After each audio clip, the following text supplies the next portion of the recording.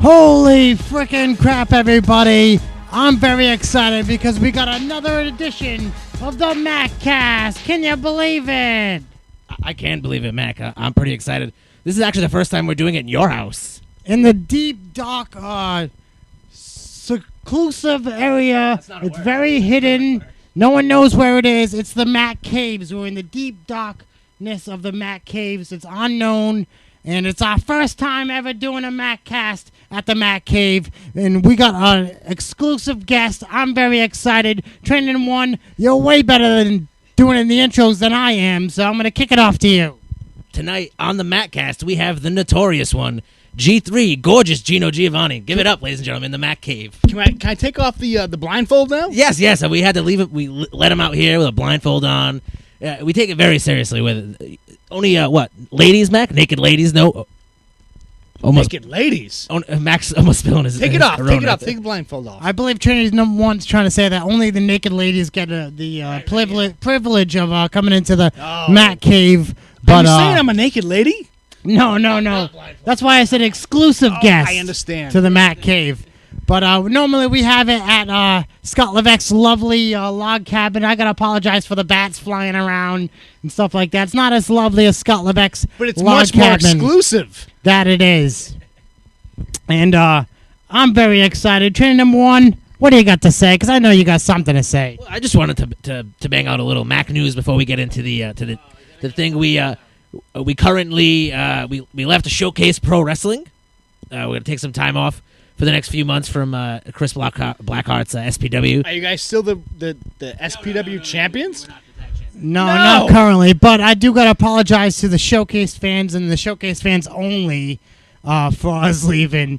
But I got to apologize for Training One because his last promo there, he reassured the fans that he would be at Showcase Pro Wrestling for a long time to come. Reassured. Yeah. He said, we're never leaving. Don't worry, fans. We're going to have a great time. And unfortunately, things didn't pan out that way.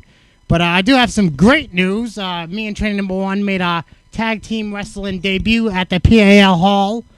First time ever, we had our tag team match versus Brandon Webb and some punk rocker. I didn't really catch his name there. I don't really know his name either, to tell you the truth. But we made our PAL Hall debut. We worked with Brandon Webb. I had a great time, Mac. What about you? I had a damn good time. That PAL Hall is a special place. It's pretty great. I don't know. The fans caught us a little weird on there. Like, we were just having a good time, you know what I mean? Trying to do our thing, show off my muscles and stuff like that. And massage. Yeah, the fans had a little strange response there. But there was a few Mack Attack fans in the house. I seen them. I pointed them out, you know. How did you guys feel about being in the PAL Hall after all those years of seeing it? I really wanted to have like an actual match there. I did a few Royal Rumbles. I was the Bone Crusher.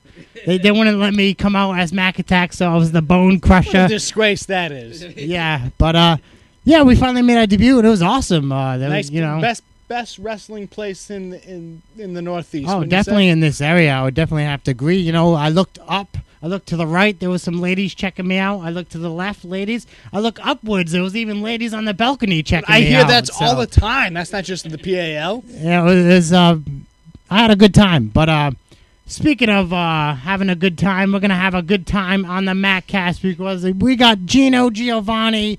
Gino, we like to kick it off with the earlier days, maybe a little childhood. Do you remember the Gino childhood? You know, it's weird because my childhood, the first thing I can remember is wrestling. I remember downstairs in my basement playing with my dad's vintage Star Wars action figures, and I was playing with the trash compactor set that he had, and he didn't want me to touch it for many years. And then I remember one day he called me upstairs and he said, "Come upstairs, hurry up." And I went upstairs and I sat in front of the TV and I watched this guy in yellow boots and yellow tights pinning the Iron Sheik, and that guy was Hulk Hogan. And I had never ever seen wrestling until that point. And then I saw Hulk Hogan and I saw the crowd and I was like, wow, this is unbelievable. What is this? And from that day forward, it was just wrestling was everywhere. That's where it started. So pretty much from that day forward, you started saying your prayers, eating your vitamins. Absolutely. Absolutely. Although I was never a Hulk Hogan fan. No, I was Never. big on the Hulkamaniacs. That No, was I definitely one. hated Hulk Hogan. I hated Were him. you a Warrior guy? No, well, Roddy Piper? my dad had brought me to my first taping show, and at the time they were taping. At the time, it was WWF Superstars and All American Wrestling, which aired on Sundays. One show aired on Saturday, one show aired on Sunday, and the old chaplain finding the hat, if you will, as Dusty Rhodes would say, if you will. Was going to a show, and I remember my first real show was at the Providence Civic Center before it became Dunkin' Donuts Center, Yep. and that was it was weird. It was strange to me because the main event was Andre versus Savage in a steel cage. Okay. And the pre-show to that, the opening match was Honky Tonk Man. Honky Tonk Man went out there and said, and he was the IC champion at the time, and he said, "I'll challenge anybody to come out here and take my strap right now." And then all of a sudden you heard the Ultimate Warrior music come down, and Ultimate Warrior came blasting down the aisle. And picked up, and Honky Tonk was still in his jumpsuit. Picked up Honky, raised him, boom, boom, boom, and dropped him, pinned him, 1, 2, 3. And at the time, that city, Providence, Rhode Island, had never had a title change before. So the people went crazy. People went bullshit, and I'm hoping to get as many fucks as Chris Pyro did. That might be a difficult. I think at the end of that podcast, the number got pretty high. And he went crazy. Place went nuts. And then Ultimate Warrior would go out and beat 3 more people who you didn't really hear of at the time. Right, yeah. So it was weird. And then at the end of the night, Jack Tunney, who was the WWF president, came out at the end of the night and said, "I'm sorry, but we can't honor Ultimate Warrior's because he won the Intercontinental title at the beginning of the night. Right. Wrestled 3 matches, and this is at a time where a WWF show would run 4 to 5 hours. Right. Yeah, just And it was a long thing. And this is when, and actually at that same venue, I went to go see the first King of the Ring, which was 93. it was way before Really? that. Okay. The one Jim Duggan was over on. Before it might have been, but it wasn't even called King of the Ring. Right, It was called before, it was like Rumble Royale. It was Okay. called. Okay. And Jack Tunney come out and stripped Warrior of the Intercontinental title and said, "Hey, this isn't going to happen." Right. And what was that was people were pissed. People were pissed. And then I went to another show where it was Andre versus the Iron Sheik, and I was always a big fan for the bad guys. Who would have thought? Who would have thought? And I remember standing up and yelling to the ring, and I must have been like 50 rows up. Come on, and I didn't know any swear words at the time, so I said, "Come on, Sheik, beat up that meatball giant." and everybody kind of like looked over to me and said, "Who the hell is this asshole yelling that?" And it was me. And I was always a big fan of the bad guys, but that night happened, and then Ultimate Warrior walked out without the Intercontinental title. Now, fast forward 2 weeks to SummerSlam of that year, and I think it was 88. Okay. I think, I could be wrong, 88 or 89. And the same thing happened, where Honky Tonk Man came out, said, "I'll challenge anybody." Yeah. And you heard that Ultimate Warrior theme. Ultimate Warrior came blasting down the aisle, picked up Honky Tonk Man, pressed him 1, 2, 3, put him down. And I was like, "That's weird." Yeah. I just saw this. And come to find out, over the next 3 weeks, with those 3 matches that we saw, where Ultimate Warrior came out and fought those 3 guys with the belt on, and it was weird. It was like Crazy. I was like, "There's something weird happening Yeah. with this match," and that's when my dad knew that he kind of made a mistake. Right. Because we would watch the Olympics and we watch Japan versus USA. Yeah.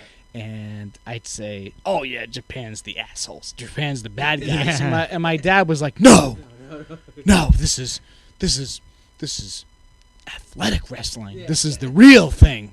What are you talking? No more WWF for you. But that's when I knew something was up with this. Right, yeah. And that's why I liked the whole aspect of it. And it's weird to go from Hogan to Honky Tonk, but I always loved that the whole charisma part of the WWF at that time. I was actually at the match where Rick Rude was in a big feud with Jake the Snake Roberts. Okay. And Roberts came running out and pants Jake the Snake Roberts. Yeah. And on TV, they put this big black mark. Like as if he was naked. Right. And I was there, and he had on a pair of black Speedos. And I was like, what the hell is going on here? Something's weird. And from there, it was just like, I don't remember there being it being transcended into, but it was everywhere. Wrestling was everywhere at that time. Right. Like my cousin, I used to wrestle with him all the time. My grandfather would hit me upside my head, like smack me, and say, "Stop that wrestling! Stop that wrestling!" But I loved it. Couldn't get past the charisma part of it. Always liked the story of it. You exactly the show of it, and that was a huge deal. No, so in an early age, you pretty much started catching on and picking up on some of the inside in the wrestling business. When did you want to actually say, "Hey, I think I can do this. I think I could be that guy to piss people off"? Always. I remember in I think it was like second or third grade. My sister had bought these sunglasses, and they had music notes all over them. Yeah. And I was sick. I was sick from school, but I knew every day we had this thing called homeroom. I don't know if they have it anymore, but they had this homeroom in second grade, and I was sick the first couple of days. So what they used to do is they used to put all their desks in a circle or a square, and we used to play wrestling. We used to punch each other. Yeah. And I missed the first couple of days, so I missed all the good guy. I wanted to be Randy Savage, and I missed that. Right. I missed being Hulk Hogan. I missed being everybody, pretty much. So I had these sunglasses with music notes on it. Said, "Hey, I'll be Jimmy Hart." Yeah. And my sister knew that I was eyeballing these sunglasses with the music notes on it, and she said, "Don't touch those sunglasses." My dad warned me, "If you touch those sunglasses, you'll be in big trouble." And I'm like, "Oh no, I'm going to take them and I'm going to use them and I'm going to be Jimmy Hart and I'm going to manage the Honky Tonk Man." So of course, second grade comes, we're in homeroom, I'm Jimmy Hart with my music note sunglasses. I think that's all I had, with just that. That's all you need. That's all I need. And I had a paper microphone folded up into a cone. Yeah. And, of course, somebody knocked me on my ass and broke my sister's sunglasses. Oh. And I was no longer Jimmy Hart. And my dad was pissed. And he says, "You did that wrestling. You took him to school." And he automatically knew. Automatically, I was done. But the way and I always wanted to do it. I always wanted to be in front of that live crowd. Like, I thought that was the best thing I could have done. And my parents had a really nasty divorce, and for the time, it's not like it was today where everybody gets divorced now. It's just like, you're getting married, hey, you're getting divorced. Yeah. At the time, it was unheard of, and we were a pretty well-to-do family. We were upper-class family. And my dad had gotten remarried, and I was not at all a fan of my stepmother at all. Not a fan, and we just didn't get along, and at all. And it got to the point where it was really bad. Like, her and I just did not get along. There was times where I was I was pretty much left outside, and I wasn't allowed into the house until my dad got home. It was that bad, and it was just bad. And to make a long story short, I was eventually placed into DCYF custody. I was in a group home because I didn't get along with my stepmother. I didn't get along with and my dad knew a lot of people within the police, and he basically wanted to teach me a lesson and expected me to go home eventually after I learned my lesson, get along with my family. So I walked into this group home with 8 other kids, and they all and some kids they held a gun at some people. They were dealing drugs. They were in there for some like real shit. They were like crazy shit. Yeah. And here I was. What did you do? What did you do? Yeah. And I was like, I didn't get along with my family. and they were like, what? Like, yeah. And I was out on a visit with my mom, and we were allowed visits.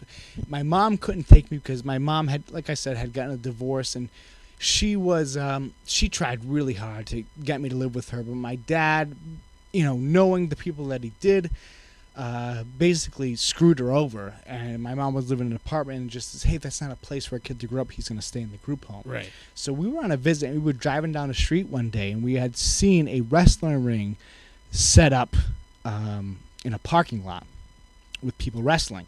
And I looked at You're Mom. like, whoa. I'm like, whoa, Yeah. stop. Now, was this wrestling ring legit, or was it one of them makeshift made out of tires and some wood? To me, it was the realest as real can be. I see. It was a wrestling. It had 3 ropes, and it was up high. Yeah, and that sounds like a ring it was to a me. fucking then. wrestling ring. Yeah. So I asked her to stop, and she said, "You don't want to stop there. That's probably that Foxy Boxing, which is a Foxy Lady is a strip club in Providence, Rhode Island." And I'm like, even if it's that, I want to stop. I want to stop there and do that too. So we stopped, and it was independent wrestling, and it was the first exposure I had to independent wrestling. I had read the PWIs and the pro wrestling magazines at that time, and they would always this is before it was exposed. Everything was very still, like the Willy Wonka chocolate factory. Nobody got in, nobody got out. It was very in there. And I saw these guys who I never heard of before, but they were getting responses for the crowd. It was that the theatrics of it all was there. And I wanted to be part of that. So my mother and I was standing there, and I had asked this lady standing next to us, I said, how do I get involved in this? How do I get into this? And I was 14. And she says, oh, talk to my husband. My husband's Chain Link. And at the end of the night, this guy, Chain Link, had gotten beat up by his wife for something. I don't know what. And make a long story short, eventually I got into this group, which was the New England Wrestling Alliance, the NWA. And at 14 years old, I had to have a parent's consent. Now, my mom right away signed me off because my mom knew she couldn't do much for me, but she did everything she could to make my quality of life better. And it was, and from that point on, I was a junior in high school, and I wasn't popular. I was kind of a geek. I always have been a geek, but and then all of a sudden, instantly, with this NEWA, I became an overnight almost star. I hate to use that word star, but a personality overnight, because this NEWA had television on Wednesday and Saturday nights, and it was the only independent wrestling in the state. That was it. There was nothing else there. So instantly, I had the wrestling coaches saying, "Come on, why don't you come wrestle for the school? Do this," and it was crazy. It was insane. And here I was in a group home, and becoming that person, which was crazy to me. That sounds nuts. It was nuts. And now, when you first contacted them and like hooked up with them, did you find yourself landing a good role right away, or did you have to put in some of the nitty gritty, setting up the rings and? Oh, that's all we did was set up the rings. Because if it was myself, it was Matt Storm, Kyle Storm, Draven, Dambula, Anthony Rufo, the Wolverine. We would set up and take down the ring. We didn't get paid. We never got paid a dime, and once we learned that you could get paid, we get paid for this too. It was a big deal to get paid. But I worked for NEWA, the New England Wrestling Alliance, for about 4 to 5, maybe 5, 6 years, and that's all we did was take down. Because if you didn't put up and take down the ring, you just weren't on the show.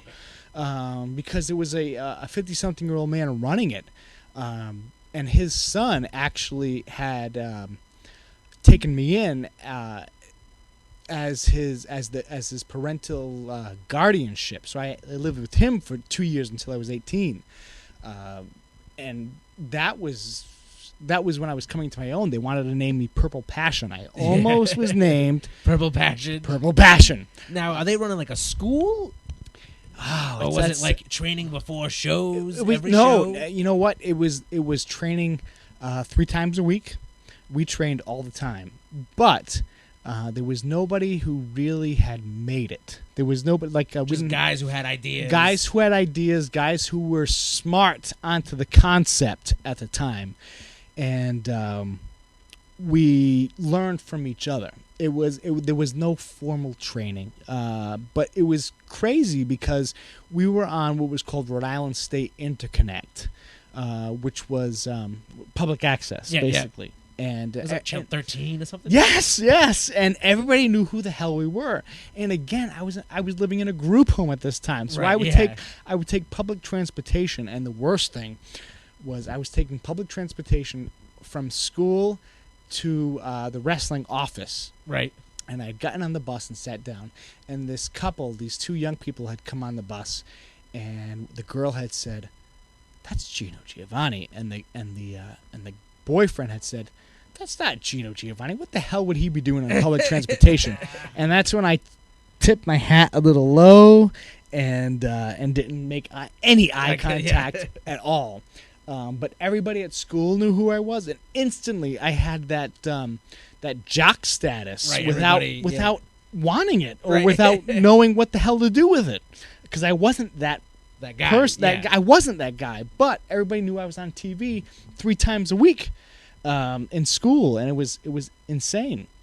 Now, you did you said NEWA, right? Right. So NEWA for 5 or 6 years? Right. And the promoter had always told me if I went anywhere else, I'd get hurt. The guys would beat me up. And meanwhile, I'm seeing like Matt and Kyle Storm. I'm seeing Dambula. I'm seeing all these people getting work elsewhere, especially Yankee Pro Wrestling. And the promoter had taken me to a show at the PAL Hall, and I got to watch Superbad Steve Bradley work a match. And I sat. So before he was Mofo. Way before, yeah. And I sat up in the upper balcony and watched the Yankee Pro Wrestling show. I'm like, holy freaking crap! This is where I want to be. Yeah. And eventually, the promoter had hired Silvana Souza to come in and train us, and he brought along with him Steve Bradley. At the time, I was the Continental Champion, and, and all my promos, the mid-card belt, right?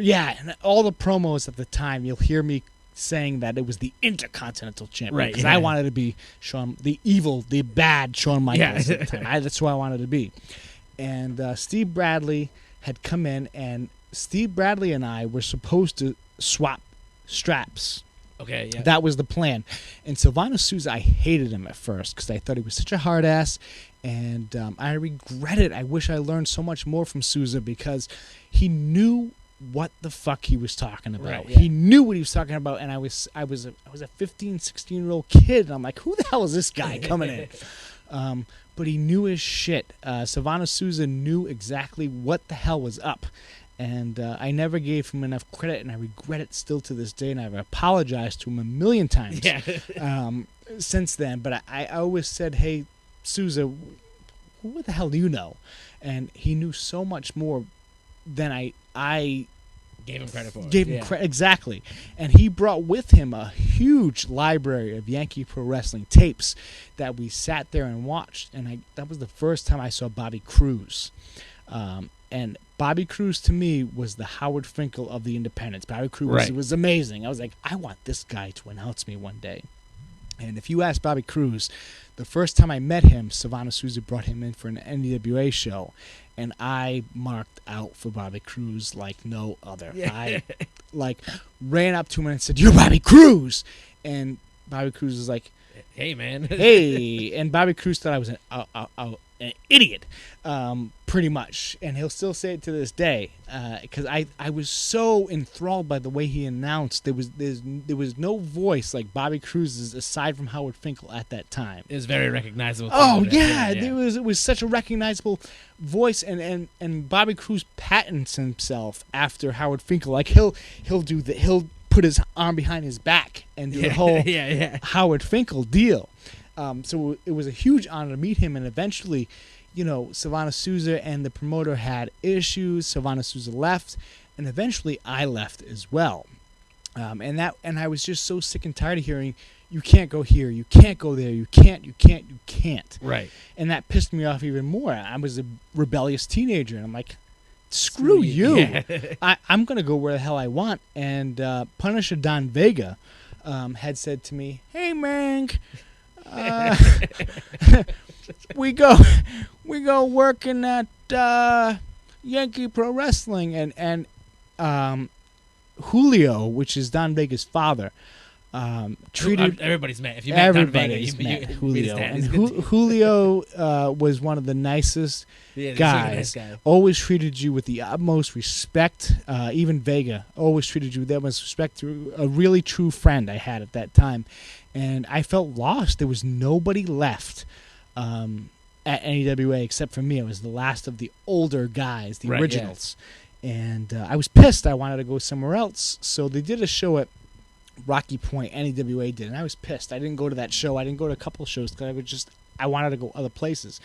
And Don Vega had called me on the phone. This is before texting. We actually had to call each other and talk to each other over the phone. And a house phone, too. And said, hey, man, we're doing a show at Yankee Pro Wrestling. Why don't you come down? I'm like, that sounds good. That sounds good, but I'm gonna burn a bridge. I'm gonna take my I brought my blowtorch tonight because I probably burned a few bridges. More, yeah. So I went to this Yankee Pro Wrestling show, and at the time they had been running, I believe it was on Hathaway Road, in back of Price Right.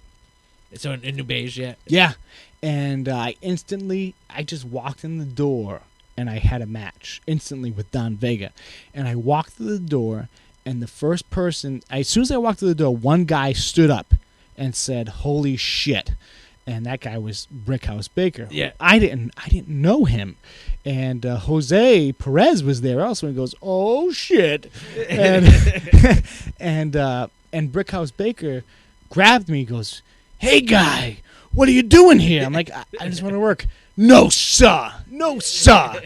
And yeah, I was like, I want to come and do this in hopes of working that PAL, which I thought was the friggin' WrestleMania of Independence, Indies, especially for this area. And Joe Eugenio was good enough to put me on a show. My first match out, I was immediately out there, and he let me do the gimmick. He put me out there with let me do my mic spot, which I had in NWA forever. Yeah. But NEWA did me right. I can't say too much bad about my professional career there. I got to work with Rick Martel, and Rick Martel took a liking to me almost immediately and said, "Hey, let's do this gimmick where you're my protege." Yeah. So I was Rick Martel. I was the model's protege. Not the AWA Rick Martel. I was his protege. Yeah. I had the legit atomizer that he used with Jake Roberts. That's I awesome. have it still at my house. I have the blue and white atomizer sitting somewhere like on a shelf. That's awesome. Yes. But my deal was I actually used to put cologne in it to make it smell good. Yeah. And I used to really hurt people. Spray it in their face, and I had some really outstanding matches at the time for me. And I refuse to watch them ever again because I want to keep that way, right? as good. Guy named Bad Boy Billy Black, who he and I connected like Did no he end up? other. He was on SmackDown for a little while or something. No, different. Is that a different? That's Brian Black. Brian Black. Okay. Brian Black. Yeah. Bad Boy Billy Black. He and I were connected like incredibly. Had some really good matches. It was the first time I think, I'm probably dead wrong, that we actually used chairs in matches. So we were swinging chairs at each other. That's probably why I can't remember too much stuff anymore. The chairs. Because we took them like champs. It was back and forth. We had a huge feud in that federation, that promotion. Right. Huge feud. We would whack each other with chairs, and it was one of the upper card statuses. I was never the heavyweight champion. I mean, at the time, I still had a shirt on. Right. I would wear a shirt and a vest on top of that. Okay. I was originally brought in as the Hollywood Kid that lasted for one match. And it was an accident. I had come back from a wake or a funeral for somebody. I'm almost positive it was my grandmother, and I should remember that, but I don't. And I had a tuxedo on, and the promoter was like, dude, wear that tuxedo out for your match. And I did, and it got over, and I was like, that's good. We might be onto something here. And a guy named Studley Steve Stallion was my mentor at that time, and he said, I'm Triple S, I'm Studley Steve Stallion, you're Gino Giovanni, but we need that extra G, so let's go with gorgeous Gino Giovanni. I'm like, okay, and we were inseparable. But then we went on to Yankee Pro Wrestling, and that's where everything changed. That's where I met Brickhouse, and Brickhouse really taught me how to be a professional, because apparently, from people I've talked to at the time, I was a real asshole. Right. I actually seen you posted something online recently about Brickhouse. Yeah. And like the whole rundown of I mean, you meet so many people, and we've been talking to a lot of guys and stuff, but nobody has a bad thing to say about Brickhouse, man. I should certainly hope not. I mean, he's such a good dude. It's weird because there's a lot of people out there that Brickhouse has had a huge hand in helping. Right, yeah. That would not have had gotten to the level they're at without Brickhouse, and yet they deny him any kind of thought of anything. They don't even acknowledge that he helped train him, which pisses me off, because Brickhouse never took a dime from anybody.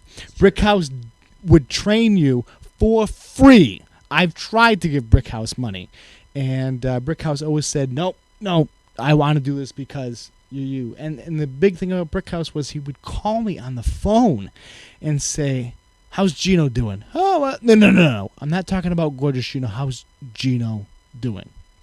And that was a big deal to me. That was my friend. That was my mentor. And to me, Brickhouse was a superstar. You don't get calls from Brickhouse Baker. For me, and you don't, like, Brickhouse Baker doesn't just call you. Right. So, like, we worked Yankee Pro Wrestling for a long time. Joe Eugenio was the best promoter I ever worked with outside of Steve. Just one little last Brickhouse thing. I just wanted to say, just the little amount of time that he actually spent in Showcase Pro Wrestling, he's helped us out so much. He asked specifically to work with us. Right. And I thought that was super cool. Like, I had the honor of having a singles match with him, and having a tag match. And with he him. wants to help you just because. That's all he cared about the whole time that he was there, and I thought that was pretty awesome. But what was the differences between Yankee Pro Wrestling and the other promotion that you were wrestling for, NEWA? You get paid.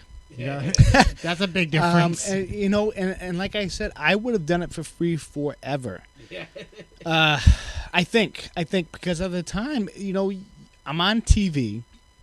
In my mind, I'm on TV every Saturday night.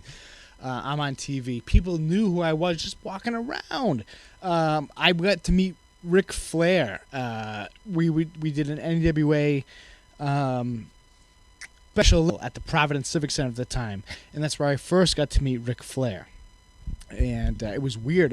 We were sitting at a table upstairs. Usually it's reserved for like the VIPs, and it's me, Ric Flair, George Foreman, I think it was Vanna White, and a couple of other people.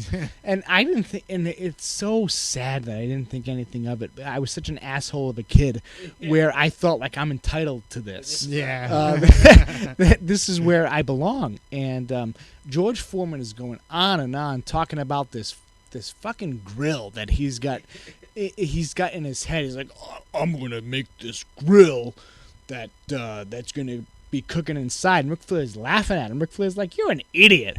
You can't have a grill inside. And George Foreman's like, you wait. And lo and behold, the George Foreman grill. Everybody's got one.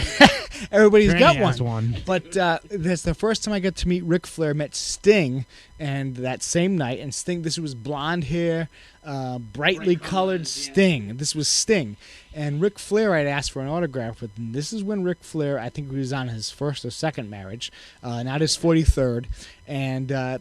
I asked him for a picture, and I was never a WCW or an NWA guy. I was always a WWF guy, always.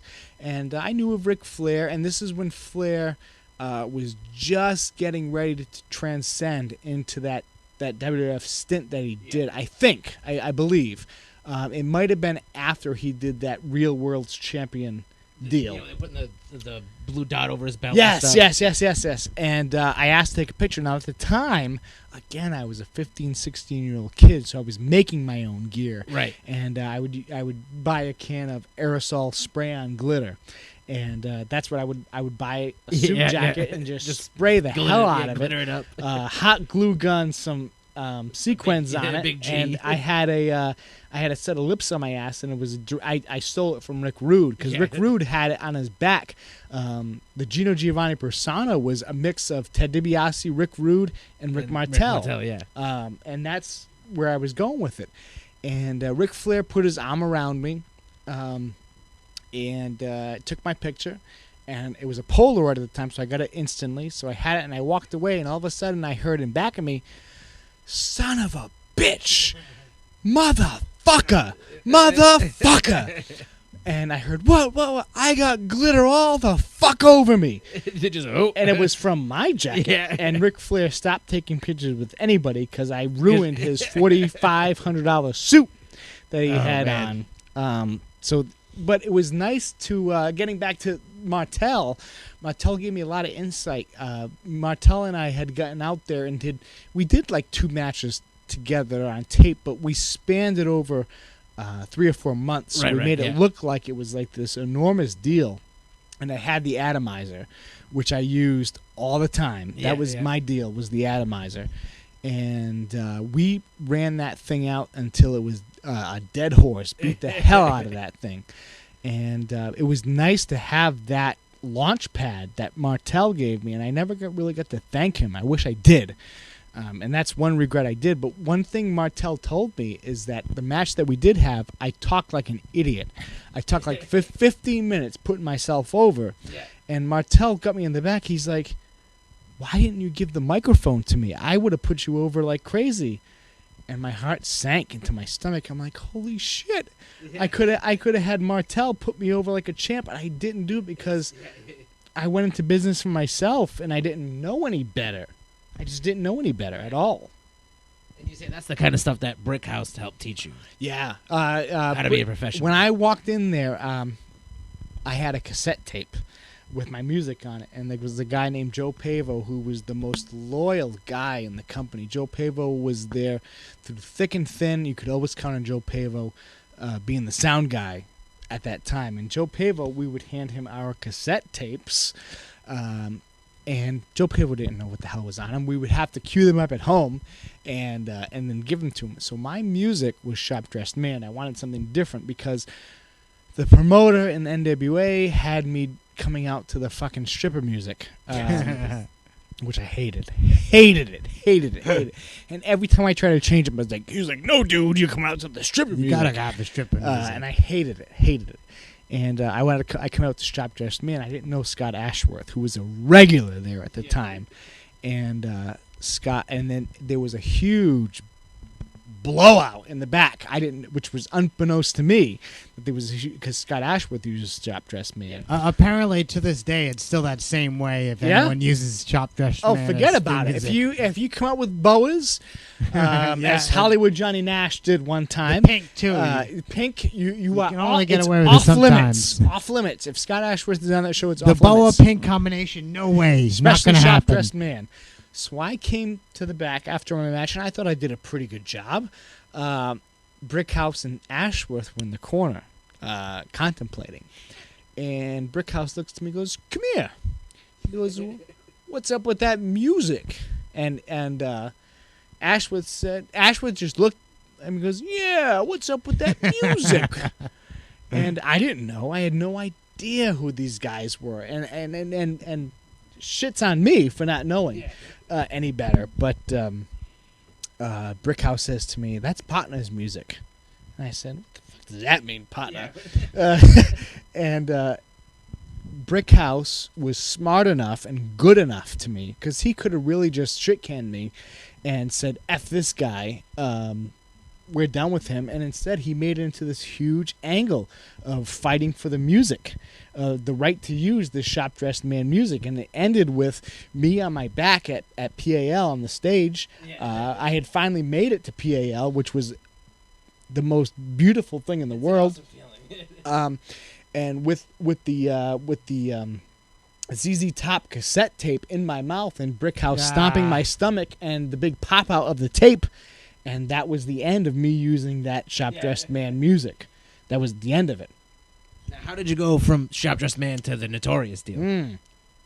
I had several. I always thought that you should have Strong theme song? not a customized theme song, and there was a version of "I'm Too Sexy," or I think that was the name of the song. Right Said Fred, "I'm Too Sexy." Okay, yeah. Where I had few lady friends of mine call me on my voicemail and tell me that they're so wet for Gino Giovanni, which I thought was great at the time, but was not was not publicly it was not politically correct for children to hear at the time.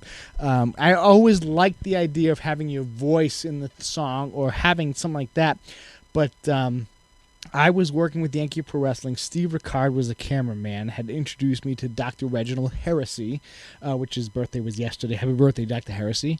And he, myself, Kid Crazy, who at the time was Mini G, which at Austin Powers was a big deal at the time. So I made him Mini G, which was my Mini. I've had a Mini Mac. Just a little Really? fun fact. Mac fun fact. And I had him as Mini G, and he, myself, Johnny Curtis, Fandango, Damian Houston were all riding to an EWA show, and Dr. Heresy, as weird as it is, would listen to hip-hop music. Now, Dr. Heresy is the whitest mofo you know, and Dr. Heresy would listen to hardcore heavy rap, like NWA. And all of a sudden, this song came on, and I heard Notorious, and then it was all about sucking D, and it was all this crazy thing, but the beat was good. It got me excited, and I always had gotten excited, and I said, play that again. And I was like, that is the song that I want to use. So it pretty much clicked right away when you heard it? Right away. Oh, yeah. I was like, I want to use that. That's the song I want to use. As soon as I heard Tech Nine's I'm a Player, I knew you feel it. Like, you feel it. Right away, And Steve Ricard, who I've always been really good friends with right from the start, right before he owned anything, when he was a camera guy, he and I always clicked very well. But Steve Ricard always had this perception where don't pick a popular song just because. Pick a song that has to do with your character, and pick a song that has to do with your perception that you want to have out there. And Notorious is being famous for the wrong reason. Right. And it's almost like an infamous song. And I was like, this is it. And I have never been a hip hop guy. I've always been classic rock, AC/DC, Led Zeppelin, always like that. But for this one song grabbed me, and it's like that's what I'm going to use. Well, I think they go hand to hand. Whenever I think of Gino Giovanni, I think Notorious. Everybody Pretty says much. that. And I've always I thought about changing it a couple times, and everybody said you can't. Yeah. You can't. Like, I think change the it. same thing with us. It's too late now. It's too. You can't change it. And luckily for me, like people who know me know that song is mine. And it's very rare to get that association with your theme music. It's so hard to do. Like a finishing move is incredibly hard on an independent level to get over, to let the crowd know that this is your finish. Yes. And I was lucky enough, thank you so much, Reginald Heresy, for introducing me to that theme song, music. Yeah. So that's what I went with, and that was right through from my Yankee days all the way till now, and that's what I stuck with. That's crazy. That's a long And time. you've never had any other wrestling name, just straight up Gino? That Gino one Giovanni. match, the first match, I was the Hollywood Kid. The first, Oh, and the I was in, Hollywood Kid, I was in neon green spandex, and that was the first and last time. And if it wasn't for a guy named Mark Basil, I probably wouldn't have got that first match. Mark Basil was supposed to be in a 6-man at a show. It was called Dr. Ritchie's School. It was a big show, and again, independents were unheard of. Like, you didn't know of independents, Right, yeah. And Mark Basil had broken his leg or something like that.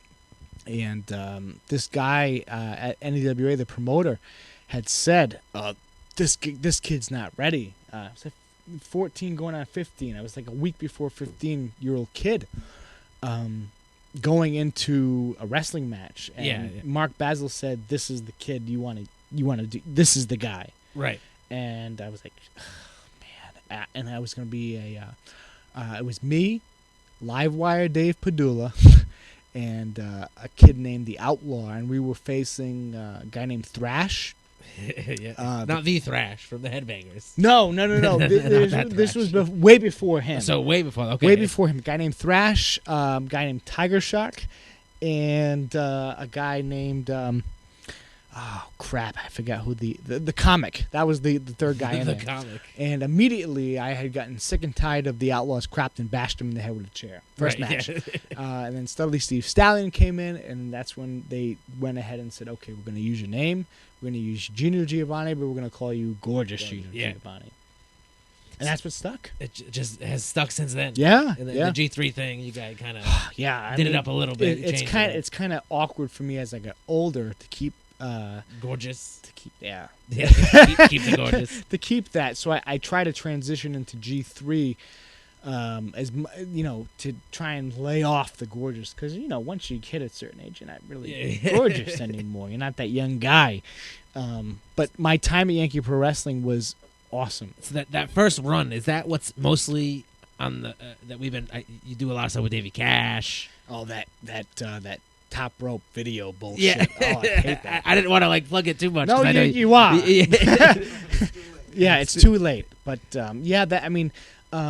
and it's weird because even my NEWA stuff I thought was great until I watched it. Yeah. Until I watched it when I was older, I was like, oh my god, I'm trying to pull all that stuff away now so nobody sees it. But I thought it was really good at the time, and it wasn't. It clearly wasn't. But we got the fan response The that reactions we wanted to, right? and there was no crowd like that late '90s crowd. And again, it was the Austin era, it was the Attitude era, Right. that we were transitioning to, where everything Fans was, wanted to be rowdy. yeah, fans wanted to be rowdy, but they were also becoming smarter, which nobody was prepared for. Right. And then you had guys like Harley Race starting to expose the business. We were screwed. That was the pro wrestling secrets revealed, Yes, right? yes. I have that on VHS. Oh, somewhere. it was scary. It was scary. I thought his shadow kind of looked like him, but I still don't think it's Holly Race. I don't know. Is that confirmed? It looked like him. I'm not sure. It was great. And one guy who was really pissed that I was getting a decent push was a guy named the Black Dragon, who later became Davey Cash. And he and I had our first match, and Davey and I had gotten along stupendously. We both were on the same age, we were both young, but Davey was pissed that I was getting a push when he wasn't. He was a young guy too, but he was forced to be under a mask. And Davey was like, yo, dog, this guy's under a mask. I'm under a mask, and this guy's out there. What's up, Joe? And and Joe Eugenio was the booker at the time. It was him and a guy named Maniac, Tony the Maniac. And booking was much different then. There was a big whiteboard. As soon as you walked in the door, Joe would write your name on a board. And that's how he would book. He would book. He would, whoever was there, you'd be booked 15 minutes before the show. And that was it, which blew my mind because, how could people not want to come work at the PAL hall when it was packed top to bottom? We had no stars. There was no DX. There was nothing. It was the biggest draw at the time was Big Daddy Kahuna and Brickhouse Baker and Scott Ashworth. That was the draw, and it was packed, jammed every single time. Joe Eugenio was outside handing out $2 tickets every night, but we were running. That place was filled. That place was filled, and Joe Eugenio was doing this regularly. I think we were running PAL twice a month, maybe even 3 times a month, and it was packed, jammed every single time. And I actually, and that's when I get to see Bobby Cruz again. And I ran up to Bobby Cruz like an asshole, and and I said, "Bobby Cruz, are you gonna announce me tonight?" And he's like, "Yeah." And I know he said to Baker, he's like, "What's up? Is that kid have ADD? Is that kid okay?" And I was such a fan of Bobby. I loved Bobby Cruz because that was my Howard Finkel. And I always thought maybe I'd get into the big leagues one day, but I was so happy with being at the level that I was. I was so happy to entertain real people and to do that. I don't think making it, quote unquote, making it was ever on my to-do list. And it sounds so shitty to say, but I don't think it was ever on my big to-do list. I just wanted to do it. I always thought like I would be very happy if I had that Brickhouse Baker name. Like if I could one day be at Brickhouse's level, and have the respect that he has. Right. I wanted to be accomplished. I yes. think that would be. I wanted to be a Brickhouse Baker. I wanted to be a Big Daddy Kahuna. I wanted to be a Sweet Scott Ashworth. Never wanted to be a Big Daddy Kahuna, but no offense. I'm Big not, Tim I'm, Towers. I kid. There was a guy named Mark Chambers who was there, who was so over. Andy Jack, so friggin' over. It was insane. It was insane how this group of people who you never heard of, which I didn't know of, you never heard of outside of New England, were so huge. Right, spending their weekends in front of hundreds of people screaming their names. And like legit 250, 300 person every crowds every single night. And with no stars. None. Once in a great while, Tony Atlas would come on and step on some woman's face. Still comes down. Yeah. And that's when things started to transition a little bit. Steve Ricard, who had always been in the background filming, started to really step up. And again, Steve and I had always been really tight. I got along with Steve because, sorry, Steve, but you're a geek, and so am I. Steve and I would get along stupendously. I loved talking to Steve Ricard about anything and nothing, whether it was wrestling or not. And Steve wasn't really liked by the veterans at that time because he was trying to get in to a spot where he wasn't a worker. He was somebody trying to get in there and wanted to know more about the business. Right. And I respected that. I was like, I can totally relate to this. I can totally relate because I knew my in was that I liked to perform. I wasn't a Benoit. I wasn't an Angle. I liked to perform. And Steve Ricard wanted into this company very badly. And Steve... actually, before that, Joe Eugenio had handed over the book at some point to myself and Kevin Castro. And that was for South Coast, right? No, that was for Yankee. For Yankee, okay. And at this time, there was these two guys coming in, and one kid's name was Greg Edwards, and one kid's name... I can't remember his name. I just can't remember who the other guy was. And Kevin Castro and I had the book. And me, I'm a big mark for the 80s. I love the gimmicks. I love the outlandish gimmicks. The Honky Tonk Man, Ted DiBiase's. I am enthralled by that level of gimmick. And these two kids came in and said, "Hey," and Greg Edwards said, "Hey, I'm the Conceited Gentleman." I'm like, that's a stupid name. Why would you be called that's stupid. And we want to be called The Score somehow. And me and Kevin Castro thought about it, and we're like, if they're going to be called The Score, we're going to do a school gimmick with them. And let's try and name them something for the school. Now, wise. I know where you're going with this. How later on in the score when it ended up having like 5 and 6 members. We weren't involved. How you weren't involved in that? No. Okay, that was right. I was going to say, We how hard did it get coming up named- with names? No, we named like the first 2 or 3 because Gregory Edwards was already there. Gregory Edward and Dreyfus. we said, right? hey, let's do Dreyfus with your GED. And me, I'm the biggest friggin' game show mark you can find. The biggest. I have Price is Right TiVo'd every day on my DVR. And I wanted to name the other kid Trebek with his with MAT. SAT? SAT. Okay, yeah. Right. You know more than I do. No. SAT. And the last Now, was letter that Dan Trebek. Freitas or was that Brian Nunes? I don't know which one it was. I can't remember which one it was. I wish I knew. But we came up with those 2 names, and they ran with it.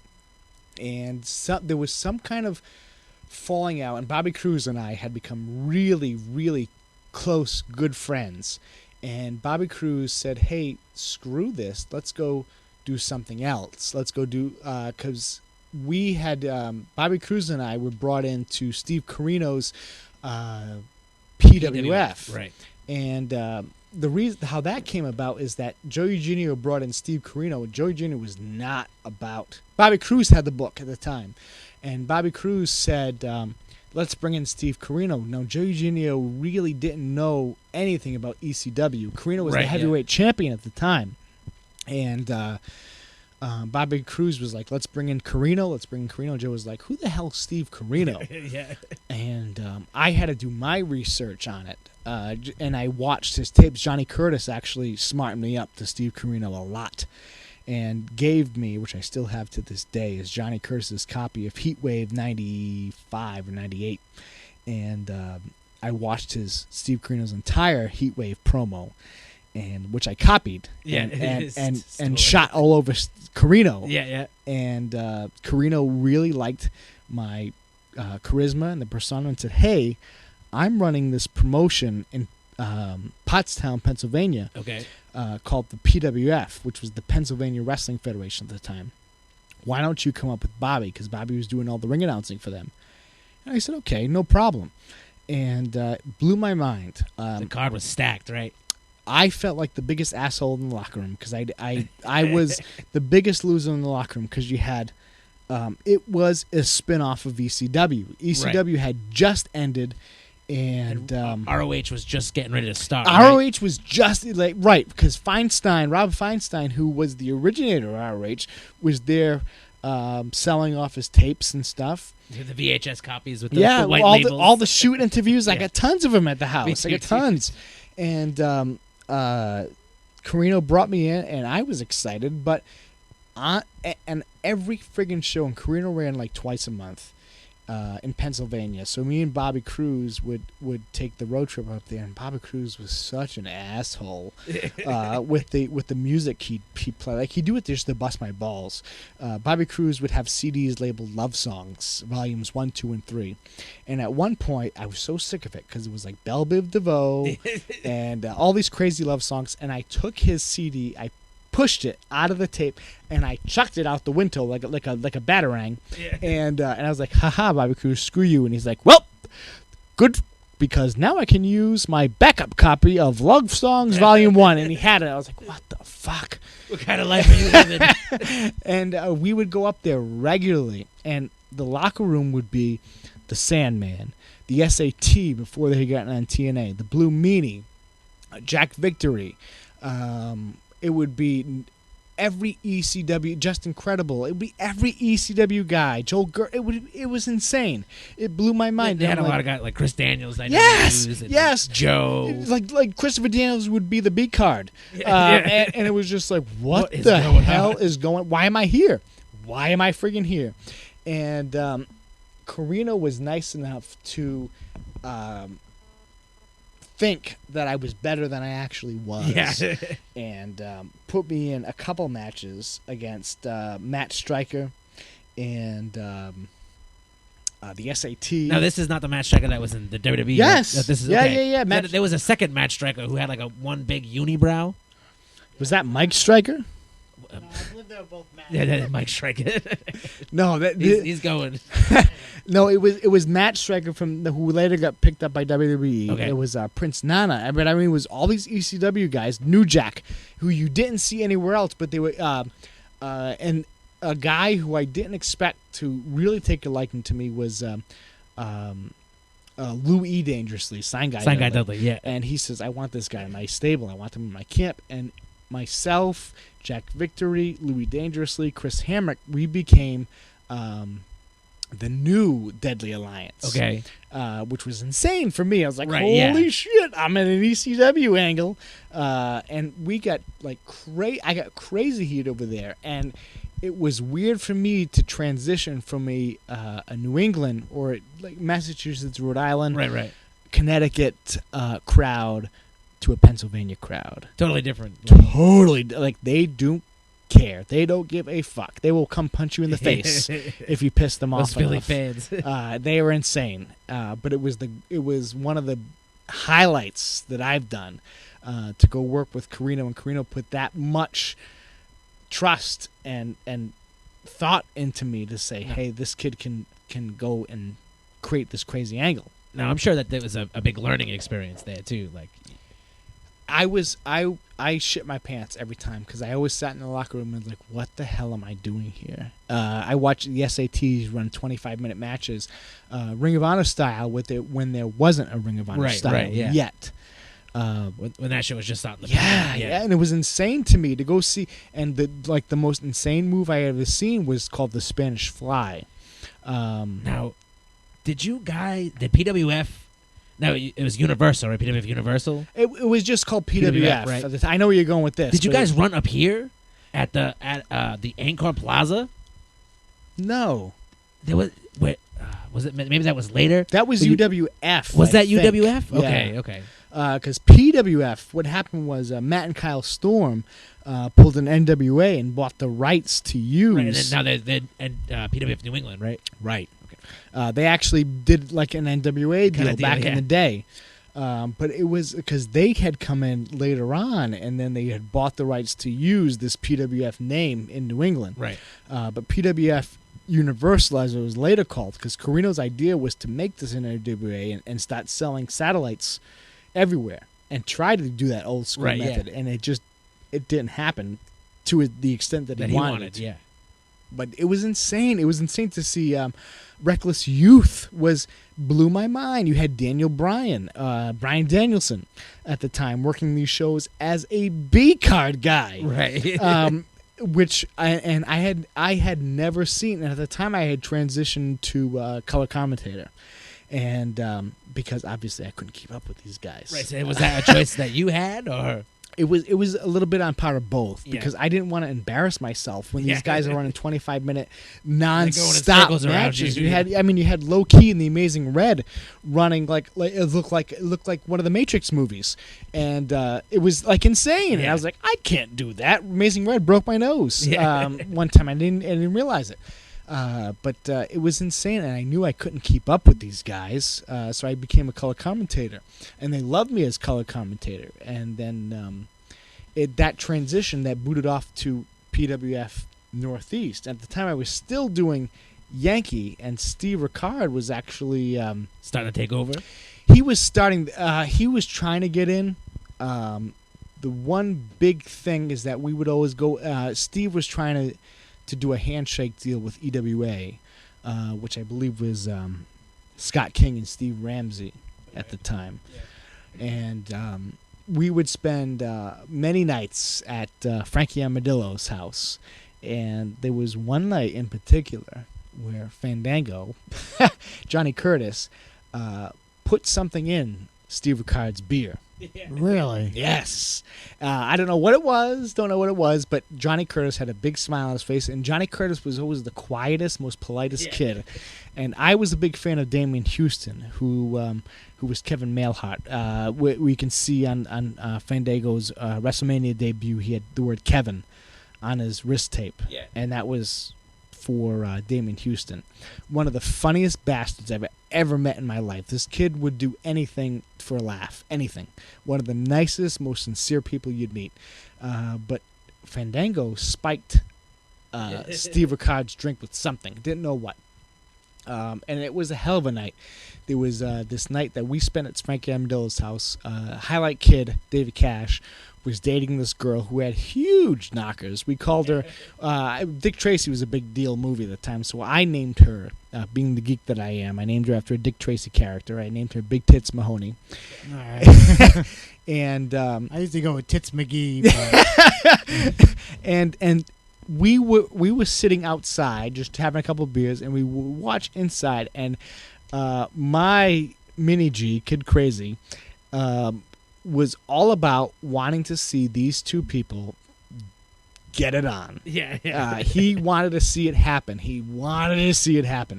So we would watch through the basement window, and Kid Crazy would be like, "Oh God, I just want to see them do it." I was like, "What's wrong with you? Why would you say that?" He's like, "I just want to see it happen." And David Cash knew, and David Cash did the kid a favor. And was like, "Okay," he's like, "Yo, bro, if you want to see it, dog, I'll hook you up. You'll be on the channel. You just gotta be down low, but we'll let you watch." And I was like, "Oh man." So we watched David Cash and Big Tits Mahoney get a little intimate with each other. Yeah, just a little bit. And at one point, we looked in the basement window, and David Cash was sprawled across Big Tits Mahoney's legs, and she was popping the zits on his back.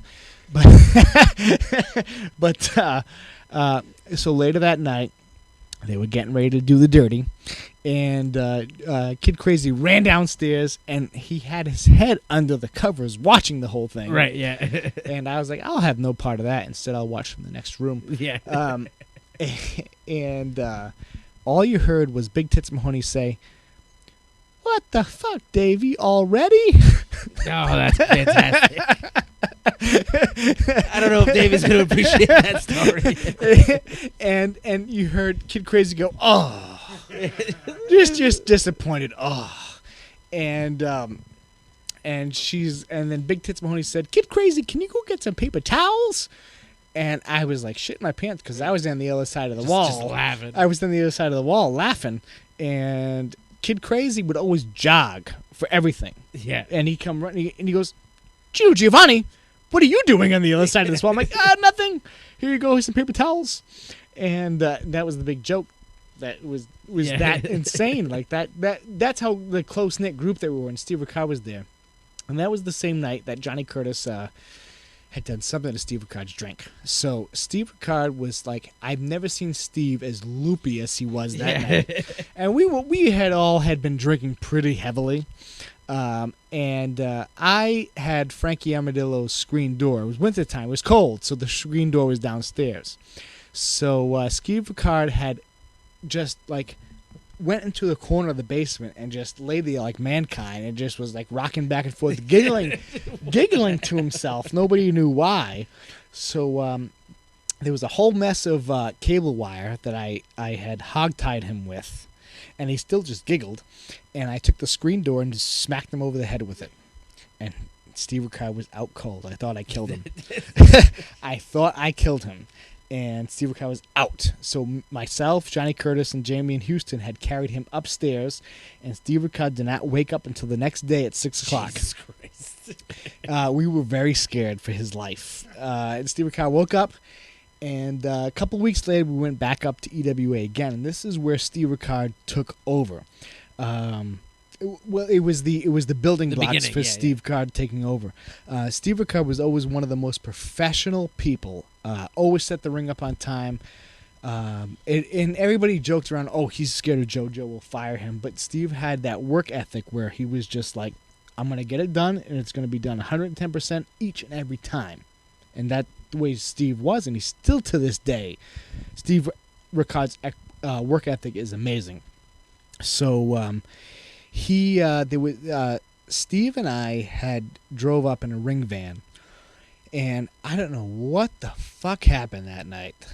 If you're keeping count, I don't know. I think that's 23. You didn't quite beat his record. Yeah.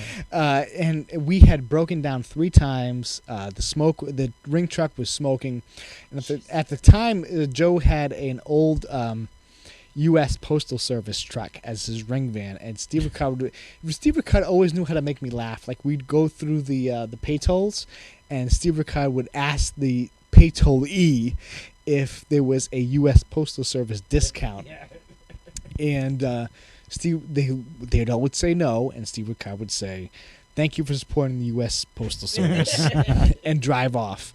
So there was at one point where we just completely broke down, and we're following Heresy and Johnny Curtis and Kid Crazy and Damon Houston, and then we just lost them. And we pulled over into a little rinky-dink gas station that was straight out of the 1950s, and we looked on we're like, why is the hell is this truck smoking like this? Yeah. And Joe Eugenio had bought. I don't know if you remember the convenience store was called Zayres, which usually became Stewart's and then Kmart, I think. And it was like the cheapest oil you could find. It was like the cheapest oil. And we were screwed. And Steve eventually pulled into this abandoned gas station, crawled into a Salvation Army receptacle, pulled out some baby blanket, laid it out under the truck, and proceeded to change the oil right there. And Johnny Curtis was, this is when texting became big, saying, "Hey, we got 164 beers. Where are you guys? We want to play. Where the hell are you guys? We got No Mercy set up. We're ready to go. Where are you guys?" Like, "Oh, we're not even close. Yeah. We're screwed." So we had the intention of having these 164 beers. Like, we had been planning this for weeks, and we're screwed. So Steve Ricard went out and bought the premium oil. He went to go change the oil, and I don't know how it happened, but Steve Ricard lost the oil cap that night. Just lost it. And we fixed the oil, changed the oil. We got it back on the road, and we were fine. We made it back into Maine, which was Frankie Amadillo's house. And this, I don't know how the hell he did it, but him and Brian Black had a house, who later became that SmackDown guy.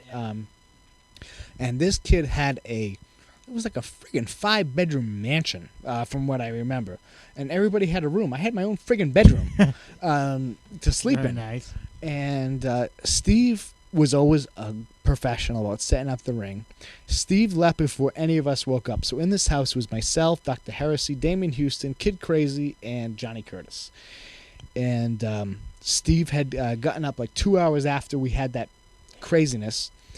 And we were all asleep, had gotten out and got the ring to the fair where we were supposed to have this show.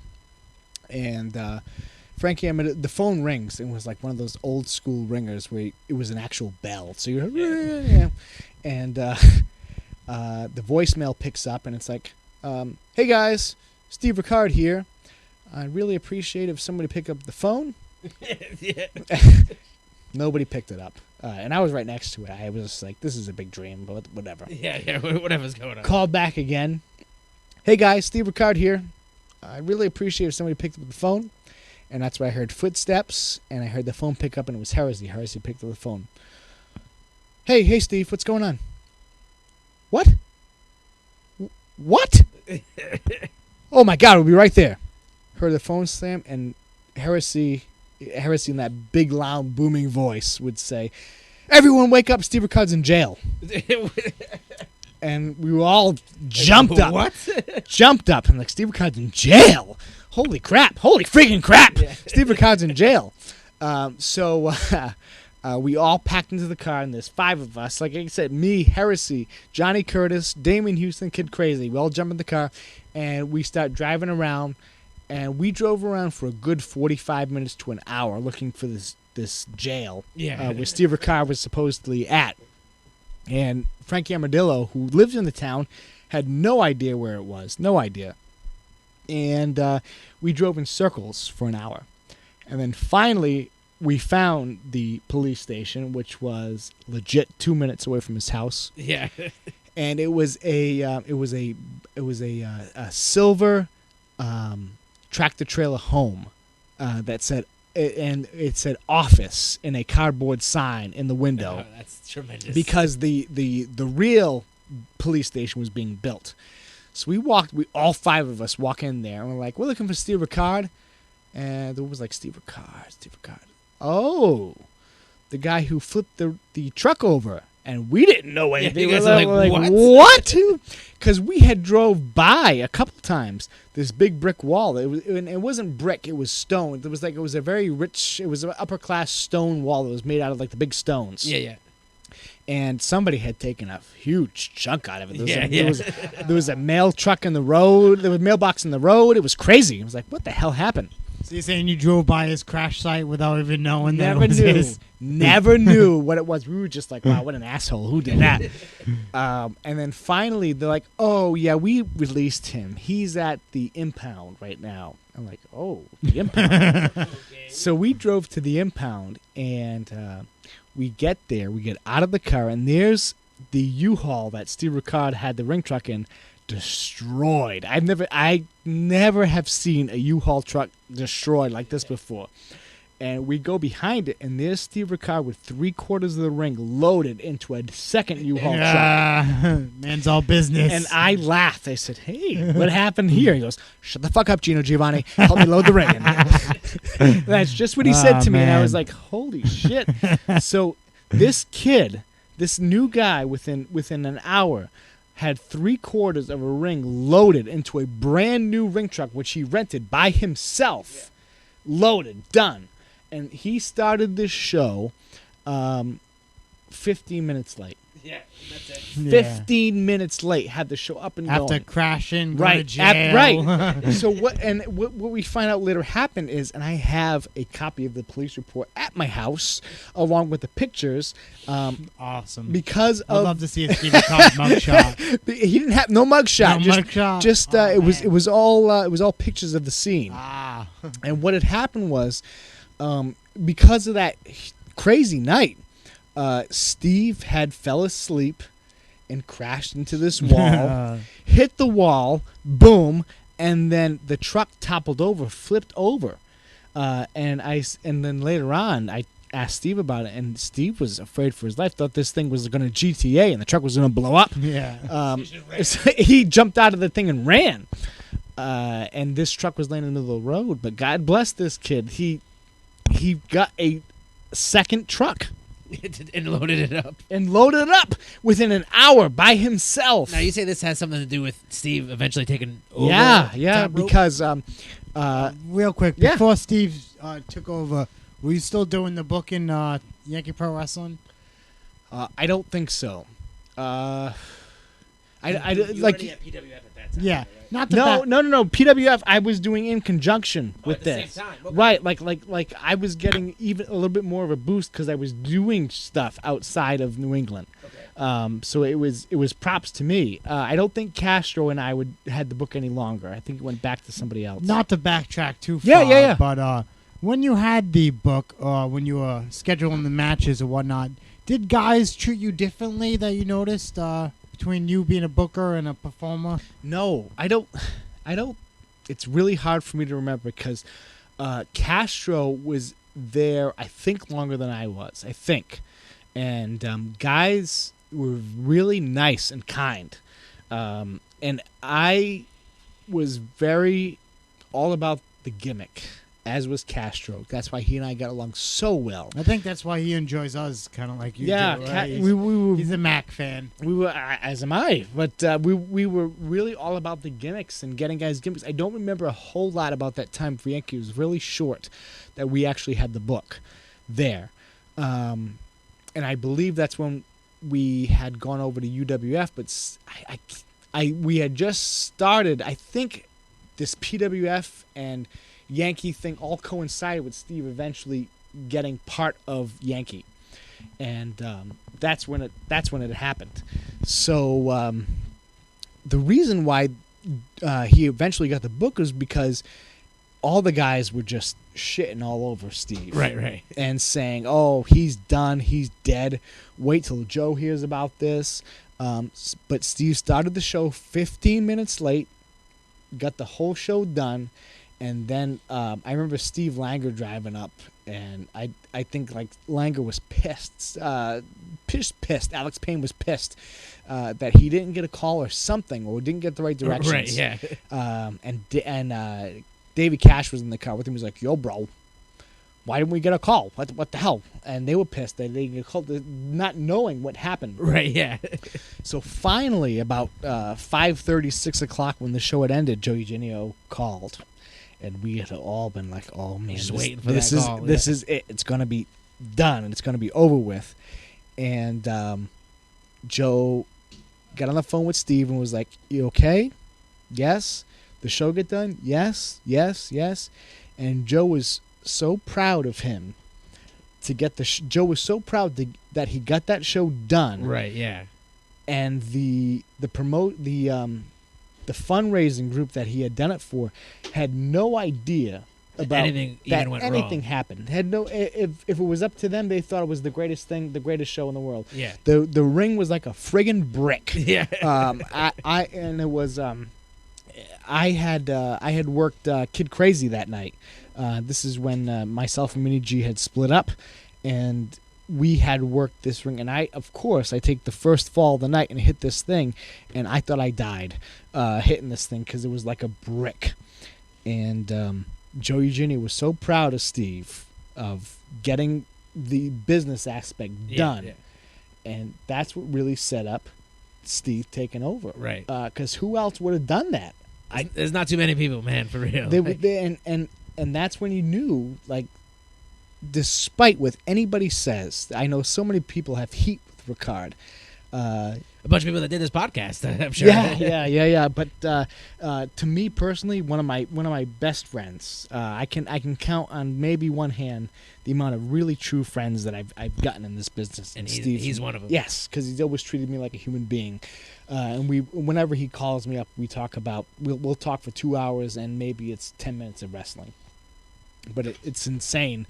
That's how he really got the book, because and he got to buy into that promotion because of this whole thing. The dedication that Joe's seen. Yeah, and I didn't understand at the time. Again, I sum it up to being young and stupid. Yeah. And now I see it. It's like, who else would have done something like that but Steve? And eventually he got a little bit more of the book, and that's when Joe went ahead and said, "Hey, let's split this up into South Coast Championship Wrestling and Yankee Pro Wrestling."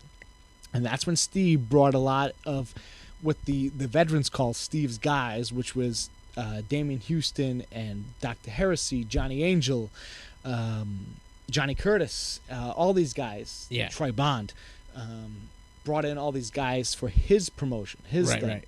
And I had been away. I had been doing this startup project, Bobby Cruz, called the UWF, which we had learned about a bunch about how to properly run the business from Carino. Right, yeah. Just from watching him do the PWF stuff. Right. And we said, hey, screw this. We're going to bring in a whole bunch of names, and we're going to be crazy popular. Right, yeah. And we made the mistake of trying to run Fall River. Yeah. Yep. And that's what I was talking about earlier, at the Angle Plaza show, right? That was the first one? We did one there. We used to run at Joker's Plaza. Right, that was in New Bedford. Right. And I thought we had our shit together. We had sponsorships from Budweiser. Budweiser was putting out all our posters. We had Carino coming in every show. We brought in Jack Victory. We brought in Blue Meanie. We brought in all these guys. You guys used a lot of like the local indie names too. We tried to use the bigger names. We tried to use the guys that Yankee weren't using, like Slick Wagner Brown, like April Hunter. Right. Who I have always been John Walters too. Yeah, right? Yes. I went to all those shows too. Yeah, I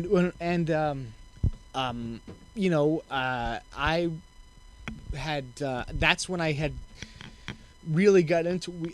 We had this angle between Carino and I that started in Yankee, that went to PWF in Pennsylvania, that came back to UWF. Right. Where we had, blasted each other up. The first guy, and I think the only guy to make me bleed, was Steve Carino. Yeah. And then we became tag team partners. We became Old School Style, Steve Carino and I. And we brought in some guys from PWF University. We brought in the SATs in the thought that we'll draw 1 million people. And it didn't happen. It just didn't happen. What do you attribute that to? I think that the fan base still wanted to see the Kahuna, the New England guys, and the Bakers, and it was crazy to me because the amount of money that was being spent to bring these guys up it was insane. Right. Our budget was huge, And despite me being going in there as partners with Bobby, it was mostly Bobby's money. And I didn't take a payday, but it was mostly Bobby's Right, money. yeah. And Bobby took a huge hit on that. And again, me being young and stupid, and I regret it to this day, it was just like, what are you doing, Bobby? Don't use this guy. Don't use that guy. What are you doing? And I eventually just said, hey, I'm out. And I didn't talk to Bobby for a long time until it sunk in what an idiot you are. Right, yeah. For betraying your friend like that. And eventually we cleared things up completely. But I didn't realize what an impact this was taking on Bobby's personal life and family life. Right, He's putting out heavy. so much money. And what pissed me off to no end was that he was going to sell the UWF brand to right back to Joe Eugenio. Right. And that pissed me off. That was the thing where they did it at the PAL, yes. right? Yes, and I said, what the fuck are you doing? I said, 28. I said, what are you doing? I said, this is the reason why we left. This is wrong. This is wrong. We're gonna give it right back to them. Yes. And then that was Bobby's last show. Was the UWF at I'm sorry. We did one show at the Armory. Okay. Where Bobby and I had kind of got back with everything, and I guess there was Guy Medeiros. Or the guy had taken over the book at Yankee. Okay. And had left. To do NRG, right? Right. And they wanted to bring Bobby and I in as a complete surprise at this big Armory show. Now, was it the Bank Street Armory or was it Yeah. the Salvation Army? Because they did shows at the Salvation Army, Really? too. Yeah. No, it was Bank Street At the Armory. Bank Street, I thought okay. it was a joke. No. They actually did it at the Salvation Army. No. It was the Bank Street Armory. And they hid us in the basement, which a lot of guys thought was a douchey thing to do. Yeah. But we and Bobby thought we were the coolest things in town. Right, yeah. And me and Bobby came in as the UWF, despite having anybody else. It was just us. And that's when I kind of found out that Bobby was selling off the UWF name to them. And I was pissed. I was pissed off. I wanted anything to do with it. I was like, what are you doing? What this is embarrassing to me. So you had nothing to do with that last show at the PAL and stuff? Nothing. I didn't want anything to do with it. And then Bobby and I really cleared things up. And I saw that the South Coast thing was going on. And Guy Medeiros had left being the booker for Yankee. And Sean Candido had taken over the book at Yankee. And there was the South Coast thing going on. There was this guy, Johnny Angel, GQ Smooth, and all these different guys. And I talked to Steve, and again, Steve and I had never had an argument to this day. Never had an argument, a disagreement, anything. And Steve Ricard was like, why don't you come work with SCCW? And it was probably the happiest I had been working for SCCW. And he said, we're going to team you up with this guy GQ Smooth. That was kind of like your big return back too, wasn't it? Yeah, Like, it was like yeah. I remember them making like a big deal about it. Because GQ Smooth was like the top heel, right? Who had worked Johnny Angel like 100 million times. Yeah. and then they brought me back into the fold to work Johnny Angel, and I didn't know Johnny Angel, despite Johnny Angel. Johnny Angel had worked quite a few years. Johnny Angel had worked with guys from NWA who had drifted off and trained other guys, Right, and I didn't realize it. And Steve Ricard had brought me in to work Johnny Angel, and he brought me in with GQ Smooth, and GQ Smooth and I clicked like right away, peanut butter and jelly, man. It was insane. And Steve Ricard said, we're going to call you guys the Silver and Black Attack. And I said, oh, that name sucks. Yeah. I said, what a ripoff of Bret You Hart. guys were Silky Smooth, right? Yes. Well, they dumped. He was with Silky, Okay. Alea Silky, and they dumped her as soon as I walked in. Okay, We didn't yeah. have her anymore, and they used her for him, and then she became.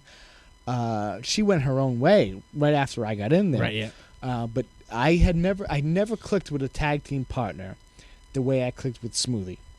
And to this day, Smoothie will just call me up and like leave me like promo messages on my voicemail. Hey, it's the black half of the Silver and Black Attack. But I had so much fun, incredibly fun with GQ Smooth. I can't express that enough. How much fun I had. Eventually, Steve wanted to run the promotion as a whole. And to go back to the one promotion thing, right? No. This is when it was still separated. It was still Yankee and yeah. South Coast, and Steve was starting to take Jerry Jr.'s position over. Okay. So Steve had given me the sole book of South Coast Championship Wrestling, and I had never had such a hard on for a promotion like I did for South Coast, because there was Yankee, which was run by Sean Candido, and Sean Candido had run it like a straight up promotion, very professional. But in I wanted South Coast to be completely different. I wanted South Coast to be very 80s, to more be fun. Gimmicks, and to be fun, to be silly, and to be insane, and anything could happen. We had a hardcore title. And it was a little stupid, but it was fun for the fans. We had a especially for that time. People wanted to see that stuff. We had a 24/7 hardcore title. Yeah, and we had a little boy, a young boy, who always did ring crew, who was very, very good with ring crew, and he was always there every single show. And his name was Chris Pyro, and he would always sit up the ring. He'd always be right there, and I'd always sit and talk to him forever. And we threw the 24/7 hardcore strap on him, and it was his first strap, and he went crazy over it. And then we started taking it a little more seriously. I brought in a guy named Max the Butcher Brannigan, who was a beast, and would just beat the shit out of anybody who was there. And I caught a lot of heat from that. Like, why are you hitting people with? And I caught a lot of heat from the Yankee guys saying, "Hey, why are you doing this? Why are you doing that?" And we were running PAL twice a month. Did you feel it was a competition between you and Jamie? Oh, Steve Ricard would make it known that it was a competition. Right, yeah. Steve Ricard would there would be like, and I know Sean Candido said this. We'd open up boxes to set up our stuff, and there'd be curtains missing, or there'd be rods missing, or there'd be lights missing, and it was purposefully done. Because Steve Ricard would sit there. Ricard moving shit around and trying to get the guys to think and Steve Ricard would be like, well, let's see what you can do, and have that silly little laugh that he had, and we were like, hey, and he would want to see us. He would say it, that he would want us to go up and try and outdo each other, and it was fun for me. It was like WCW and WWF right there in front of us. It was Yankee and South Coast, and then I'm sure that's what drove a lot of guys to like want to be better workers, put on a better performance. Oh too. Yeah, everybody was like F South Coast. Because I never really knew that, like, I went to both different shows, but I never really knew that it was like a competition kind of thing going on. I thought it was all, Because half of us, the South Coast group, would work a place called the Fisherman's Club, which we built from the ground up. There was like nobody there. And then we would build it up. We actually, David Cash and myself, did a Who's Your Daddy match. It was a takeoff on the Razor Ramon 1-2-3 Kid match. Right. And we all went to the hospital that night. We all went to the hospital that night. Highlight, David Cash got busted his head open. Kid Crazy got his head busted open. I got my mouth busted open. We all went to the hospital that night. But everybody loved it. I dropped toe hold David Cash into a bowl of dog food. Awesome. And then he wound up putting me in a diaper and a bib and bottle fed me. I'm sure that was from his whore of an ex-wife's breast milk. I don't know. Can I find that on the Top Rope page somewhere? No, probably not, because David Cash is involved. I don't know. But I certainly have it. But it's there. But we had such a good time. It was such a good time because it was fun. There was a camaraderie that was there. We were all really excited to be there. We wanted to be better than Yankee Pro Wrestling. And we never had any. We were all. It was the island. South Coast was the island of misfit toys. It was me. It was Jailbreak. It was there was a guy that I had brought in. It was called. His name was Miko, and I said, and he was the concession guy. And I said, hey, let's make you the concession guy. And he was the concession guy that came out and beat people up, and people went crazy over it. There was this guy, and he wanted it to be called Tony Soprano, and he just Super Soprano. Yes. And one night I said. And again, I'm a huge superhero mark. I'm a huge game show mark. And I said, let's make you Superman Soprano. And Steve Ricardo looked at me like I was an asshole. He says, what? I said, we're going to put him in a Superman costume and see how it goes over. We killed all the lights one night and we played the old Christopher Reeve Superman song. Yeah. And then all of a sudden the lights came back up and there he was, this big, 250-pound guy in this Superman costume, standing there with his hands on his hips, and people went bullshit, crazy. And they were like, and they loved him. They loved him. Oh, yeah. The one guy who got over more than anybody was that Max the Butcher Brannigan, because he would make people believe there was guaranteed to be a bloodbath that night. And it was weird because we didn't have many tag teams that time. So me and Smoothie were the tag champions at the time, and I felt weird about because you were booking. It was just a weird feeling to have that. There was nothing else I could do, and we were getting over as both. Despite as that shade of gray, the Austin era was in play, and people loved the bad guys. Yeah. So there was nothing I could do. They loved that. We had Jailbreak. A guy came out with the sack with the big money symbol on it. We had a good time. It was fun, and that's when I said to Steve, and that's when we saw the crowd kind of die down at PAL, which had never happened before. We were always huge crowd. This was like the first lull in business. And we were like, what the hell's going on? And I said to Steve, let's have a show at PAL with no wrestling ring. And Steve said, what? I said, let's have a TNT Tuesday Night Titans deal where we have a game show set. Oh, man. We have a desk set up. That place is perfect for it because it's got that stage set up. It's perfect. You can set the chairs up I wanted to have a 2-hour segment that would lead into the next month. Right. And I wanted to have a game show where it was Rick Fuller, like a Jeopardy, Rick Fuller and 2 fans. Okay. And it would be a Jeopardy quiz.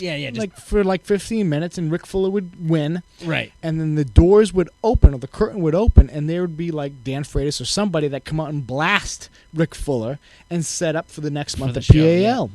And then we'd have another set with, let's say it was the Monster Mack show. You'd have your desk set up and you interview somebody to get them over for that next show. And Steve Ricardo said, you're crazy. You are nuts to have you want to have a wrestling show with no ring? What's wrong with you?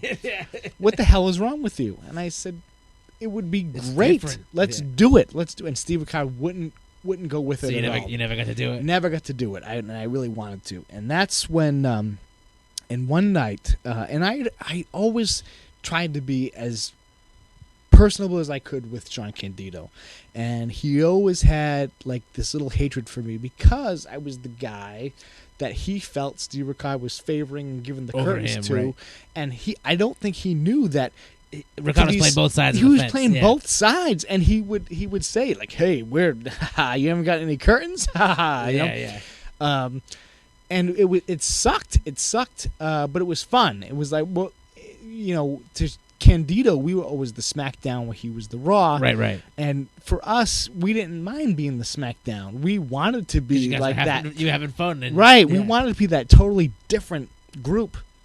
And one night, I was sitting downstairs in a Yankee locker room, and Sean Candido threw his clipboard at me, and he said, you want to book everything? Go right ahead. Fuck you. And walked out, 29, and walked upstairs and was done. And I was like, I didn't do anything. I don't even know what he's talking about. I don't even know what the hell's going on. And it was weird. I felt bad because I always liked Jamie.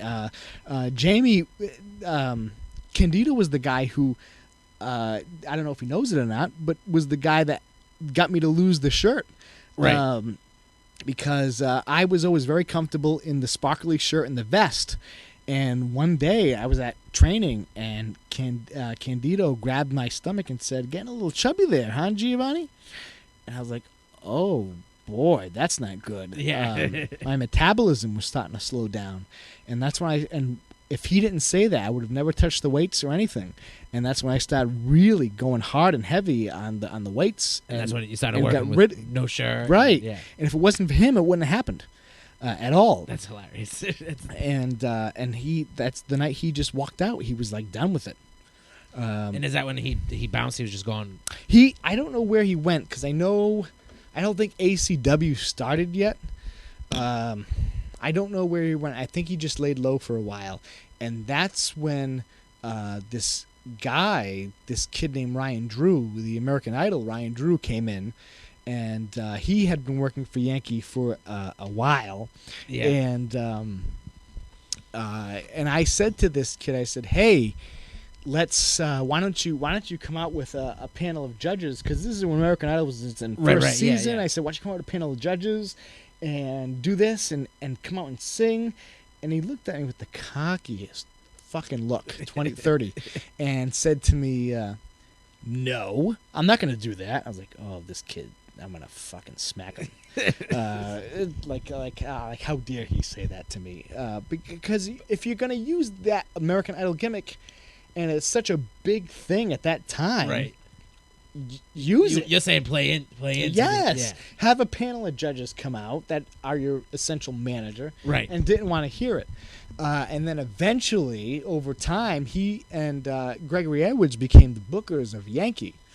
And then they started really getting into Ricard's ear about doing all this stuff. And I had a guy, Mark Damon, who was my commissioner at the time, and he was such a good commissioner. Yeah.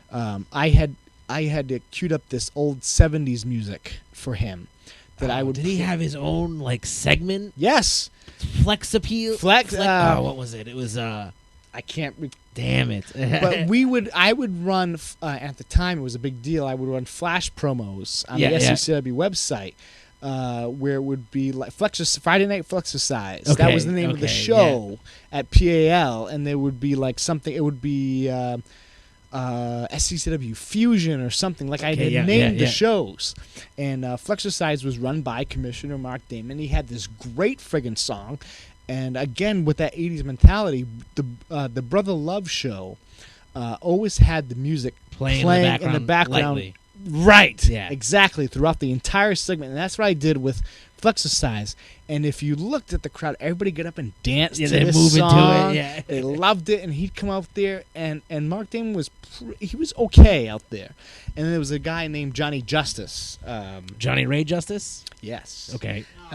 You know him? Yeah, we know Johnny Ray. If it wasn't, Mark Damon, if I'll backtrack a little bit. Johnny Justice was at it. There was a show where myself and Bad Boy Billy Black for the NEWA, we were doing these hardcore matches before the hardcore thing even started up. And it was going to be a big blow-off match where Bad Boy Billy Black and I were going to run a 20-minute, no DQ, nothing match. Anything goes.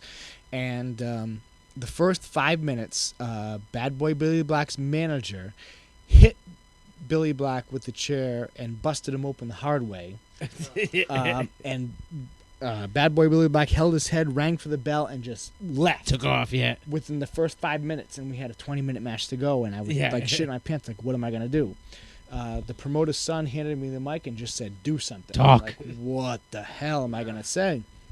Worst promo you'd ever hear in your life. And one guy yells from the crowd and yells, "Hey, it's a lot easier with the chair, isn't it?" And then I just beelined right to him. You. And there was this guy, this large guy with all dressed in blue jeans, blue polo shirt. And I asked him if he had just rolled himself in from the Willy Wonka chocolate factory. Asked him if he was the big blueberry. Yeah. And I said, you know what? I said, you're a big fat slob. Why don't you come in here and I'll give you the count of 10 to get your lazy fat ass in here right now. And I'm like, oh, this guy isn't going to do anything. And guess what? This guy started walking. Yeah. This guy starts walking down from the crowd.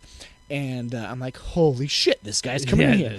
And my count is starting to go a little faster, a little faster. 7, 8. And this guy gets up to the stairs. I'm like, 3, 2, 1, you're out. I'm like, too bad, get him back, referee. And I'm like, shit my pants. Right, yeah. But the crowd was going bullshit for this segment.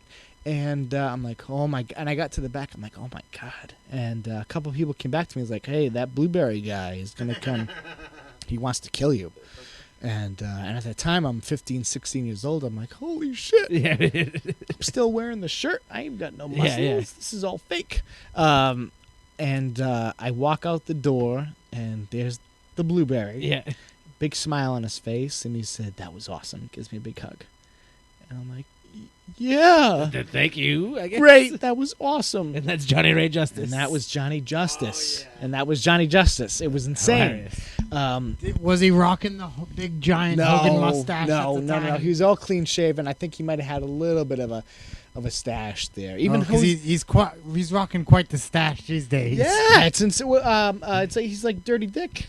Yeah, it's huge. It's very funny. So, at what point do you feel like Yankee South Coast?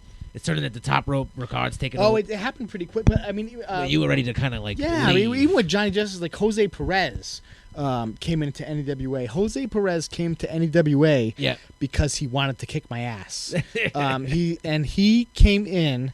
He was with Power League at the time as El Diablo, and Jose Perez, after a couple matches, pulled me aside and said, "Hey, I'm really sorry." And I said, "What are you sorry for?" Why are you apologizing? And he says, "I came here to hurt you."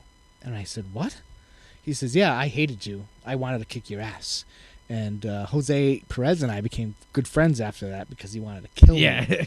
But it became Yankee because Gregory Edwards had said this on your last podcast. He had been telling Ricard, if these guys should go to practice, blah, blah, blah, practice. And we have, and South Coast has got a lot of guys from Maine, a lot of guys, Mark Damon. Who were doing a lot of traveling just to get to the shows. I got to say no. We just thought we were untouchable. Okay, yeah. We were Ricard's guys, and we had this huge show coming up.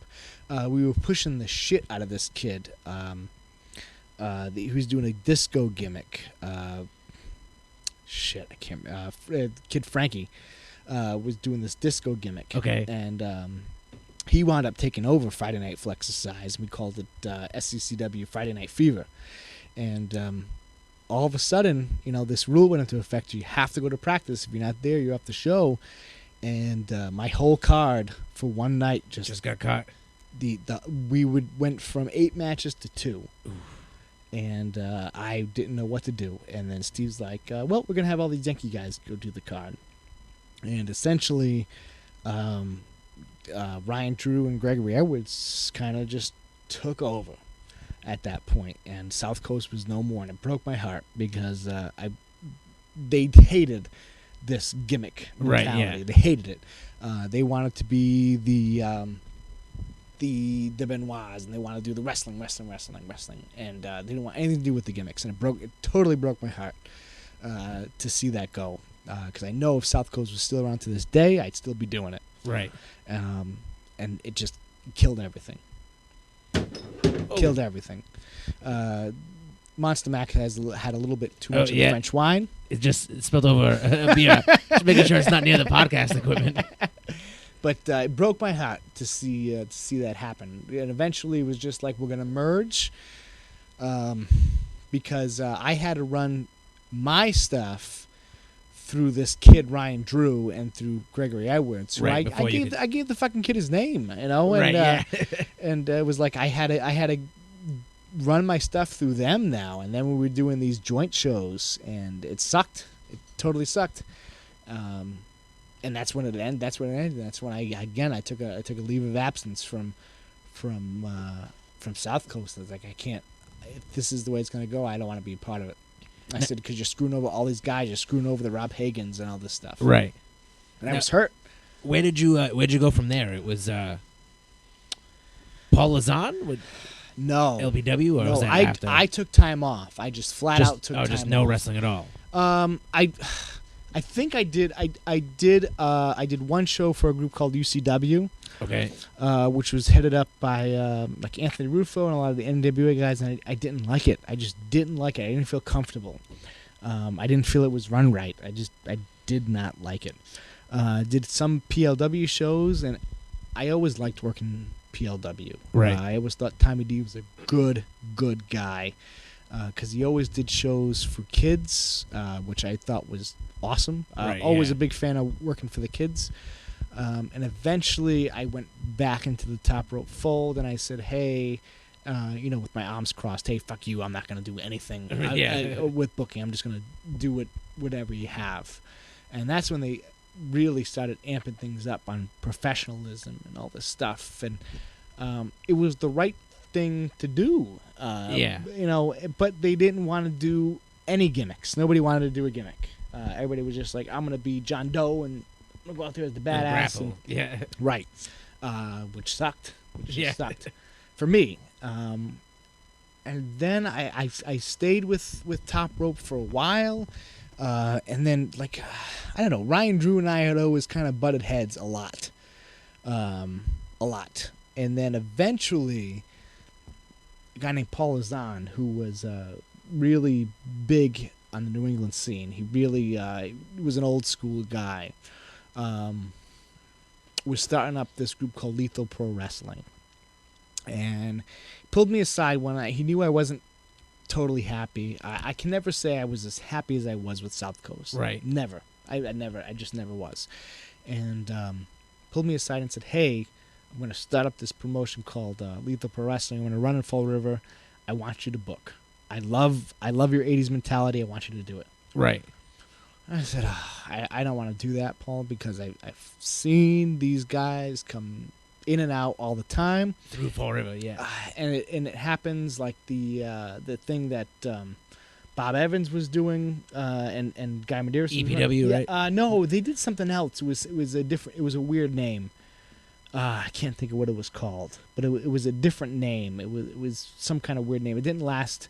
It lasted a while, right? Yeah. And then it stopped. I can't recall what it was. The Slam Tech TV stuff, Nope, it was after that. Okay. It was after that. It was called something completely different. It didn't have the word wrestling or federation in it. And I can't think of what it was. National Ring Grapplers. Oh, NRG. Yes, NRG. Okay, yes. And that was different. But I had never been. Whatever. I never been a fan of a lot of the guys that came out of Bob Evans training. I always thought they were really, they thought they were better than everybody else. I thought that. I had that perception. They always had that weird. Whether or not they actually thought. Right. They were right. And it wasn't until I I really had a long talk with Paul Lombardi, the Pinnacle, and he said to me, that's the way we were trained. Bring out that persona that you are better than everybody and bring that to the table. And I said, I can understand that. But, behind the scenes, don't be like that. And a lot of those guys right. And a lot of those guys were young too, and it didn't take me till again many years to understand that I was at that point too, and I understood where they were coming from. And even Bob Evans and I, it's weird. Bob Evans and I had heat, not with each other, but through other people. Right. It was really strange. Bob Evans and I had huge heat, never with each other, because every time we saw each other, it was like, hey, how was it going? Yeah. But everybody else would be like, oh, Bob Evans said this, or Gino said that. And it was just like, what the fuck are you talking about? And then Lethal Pro Wrestling came around, and again, Paul Azan said, I want to run this. I want you to book. You can do whatever you want. And I was like, oh, God, no. And then Paul Azan said, I'm going to pay you this amount of money every show. We're not going to get into any numbers, but it's some ducats. It's a huge number. For what you for indie independent, wrestling, it's a huge number. And I said, holy freaking crap. Yeah. And the first person I called... I'm going to have to cut you off on the holy freaking craps. It's my catchphrase, buddy, all right? And the first person I called was Steve Ricard, because I wanted his...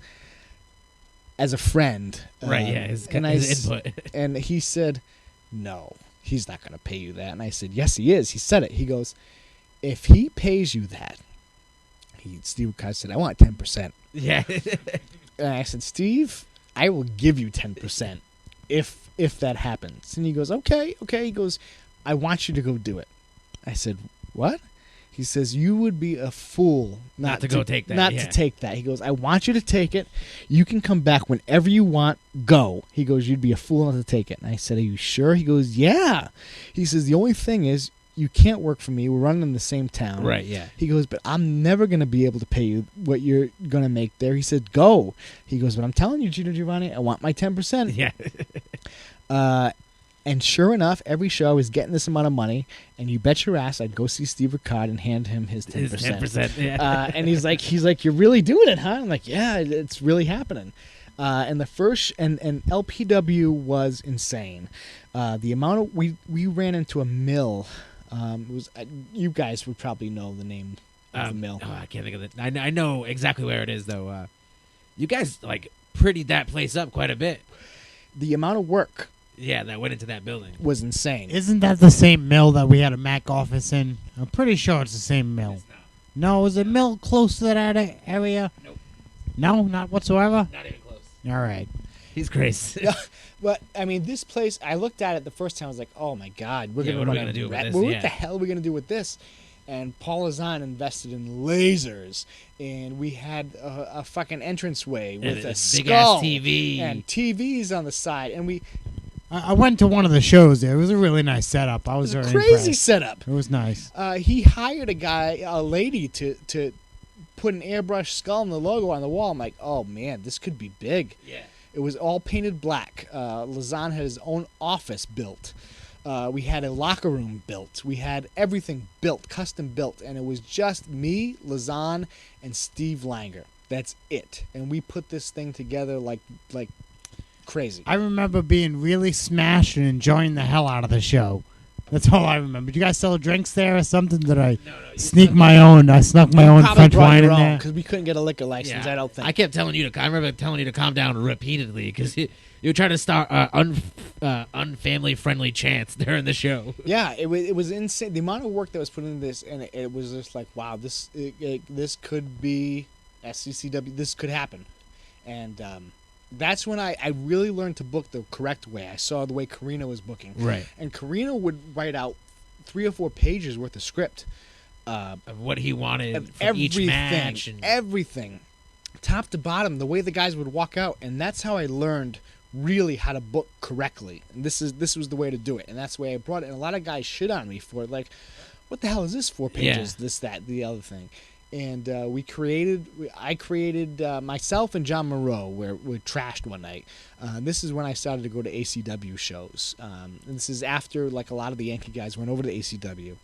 And me and John Monroe, again, one of my closest friends, one of the 5 people on one hand I can count as my real friends, came up with this idea and said, hey, let's do a gimmick that's based off of like a Dick Van Dyke show or a Bewitched or something like that.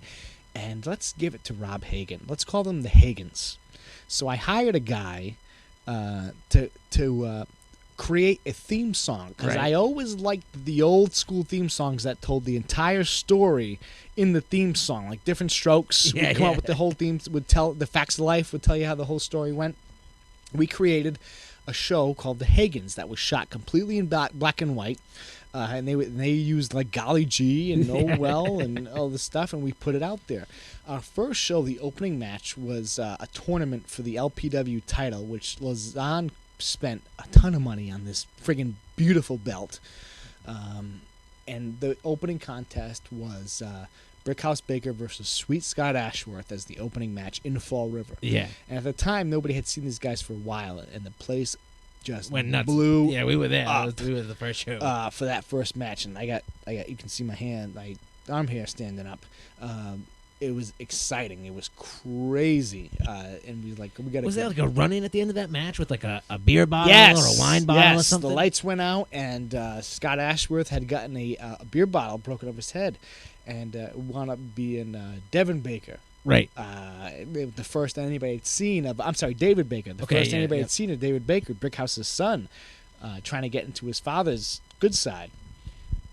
Now, my always thought was, why would you shut the lights off? I understand because you don't want people to see it going down, but if you're going to actually break a beer bottle over someone's head, why would you shut the lights off for that? I was like, why? Well, I mean, he didn't want to be known who he was. He didn't want very mysterious. He wanted to be mysterious, and that's the way that was done. People bought into it. Now, I got random questions to throw you off. Sure. Has Gino Giovanni ever been babyface? Because I always remembered you as the guy who's been the douchebag, or he's pissing people off, or he's breaking Furbies. You remember that? I remember that. That is my Wow. favorite Gino Giovanni moment. Because That was my friend caught the broken Furby. really. And then you that pissed demanded me off. You demanded that he gave it back.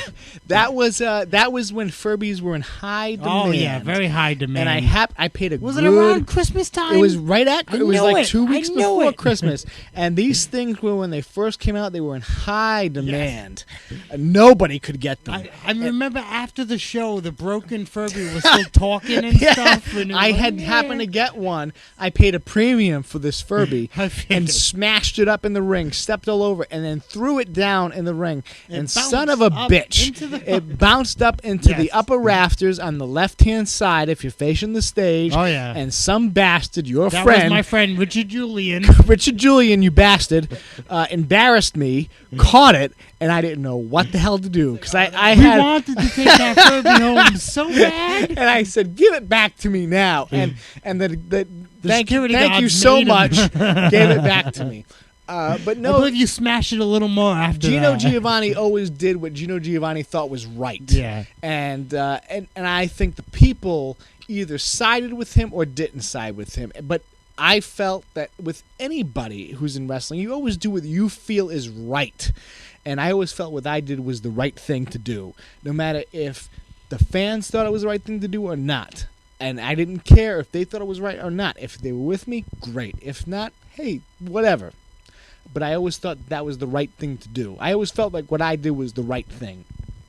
And I think that's what a lot of people lack now, is they don't do what's necessarily the right thing. For their characters, you're saying specifically. Yes, not Yeah. even their characters, for themselves. Because I always think the characters is always a spin-off of them. Yeah, right. Like, because we're wild, goofy guys. We're kind of those guys in normal life, too. Right. It's kind of this. Right. But You always do what you feel is right. now, how long did the LPW thing run for? Because I know there's like a shifty end to that. It was a few months. It sucked. It was a few months, and then Dan Freitas was the trainer. Right, they started running the Pride School Right. out of the gym. And what really one of the most heartbreaking times, Brickhouse was running training at that time, and one night, Paul Azan had brought me to the side and said, "Hey, Dan Freitas is going to be taking over training." And it started to get weird at that point because Paul Azan was telling me, "I want to be booked in this, and that." I'm like, "Hey, wait a minute, you're the owner. Why are you telling me to right, why? yeah, what to Why?" book, yeah. And he's like, "Oh, Dan Freitas and Congo have to be in the main event in this match." And I'm like, "It's not even for the strap, but shouldn't the heavyweight strap be like?" He's like, "No. And then Paul Azan would tell me that Bob Evans was calling him up and saying that I was an idiot and I didn't know what I was doing. And I'm like, "Hey, screw Bob Evans." Right, yeah. And it was just awkward because all this information was coming from Paul Azan. And then one night at practice, Brickhouse Baker and Brickhouse had brought David, and David was bringing his friends to train. Right. And Brickhouse said, we went to Brickhouse's last training at LPW, the one that he "Oh, ran. you were like, there. This is at what I'm the- going to get yeah, into right now. You guys were there?" Yeah. And With no masks, though. Were we wearing the masks? I was wearing my mask. Yeah, it was pretty mask for me. Brickhouse said, "This is going to be my last training. We're not going to have any more trainings with me. Paul Azan has decided to bring in Dan Freitas, and we're going to switch the because we had LPW on the ring poles, and that's gonna be changed to the Pride School or whatever the hell it was." And I was like, "Whoa, why would you do this to this man?" And that's my trainer. And on top of all that, Brickhouse was like so cool about the whole Yeah. situation. He said, "Don't judge them until you go and try out their practices." I walked out because I Kinda remember that. I walked out. I had to walk outside because I started to cry a little bit, and it was awful to see because here was Brickhouse saying, "Hey, I'm getting fired," in front of his son and in front of his son's friends, which bothered me the most. And I looked at Paul Azan and I said, "You're a piece of shit for doing this." I said, "Why? They can't help it. Give it one show." And I did. I gave it one show, and then I was done. Morality kind of sunk in and said, "This is wrong. This is wrong." Now, did you go back to top rope? Nope. Or? Right in between that time. Well, actually, before we get into to that, I want to talk a little bit about the LPW ran for a while. Yeah. And then the building got broken into. Oh, and it was, yes. Trashed. This was after I had left. And something happened. Something weird happened where, and I heard about this. Steve Langer told me the building had gotten broken into, and some guy who had special needs, supposedly, was conducting his own wrestling matches when nobody was there. And he apparently did it several times. Yeah. Because they would walk into the building and there'd be ladders set up, and the belt would be hanging from the ceiling, and there was a ladder match that had happened, and then one night the belt was. Oh yeah, you didn't know this? You know, and there would be stuff set up, moved, yeah. And supposedly this was happening at PAL too. Yeah, really? Yeah. I didn't know that, but I think it's crazy because I actually bumped into the suspect that actually were having this ladder matches. Mm-hmm. He was walking around the mall with the championship around his shoulder. Was that him, or was the person who found the belt? No, it was actually, I met the suspect. Yeah. Who was walking around, and apparently he sold the belts to someone who worked at the mall. Yep. We're not going to name any names, Brandon LeMay. The franchise Brandon side. Yes, it was weird. And he told me this. It was like, the building had broken into, and I'm like, I was kind of like, good. Yeah, you felt a little good. That is crazy. It was weird. It was like somebody had broken into the building, trashed it, spray painted the mural. They went crazy. All this stuff, and took the TV right and the belts. Yeah, I was kind of like, oh, is it insurance fraud? It was like, right. Steve Ricard, I don't know how he knew, he was all up on it, and he was like, yes, this is what happened. My question is, how do you buy championship belts off a random special needs kid? I don't know, and not think anything funny of it. You know what I'm saying, Trainee?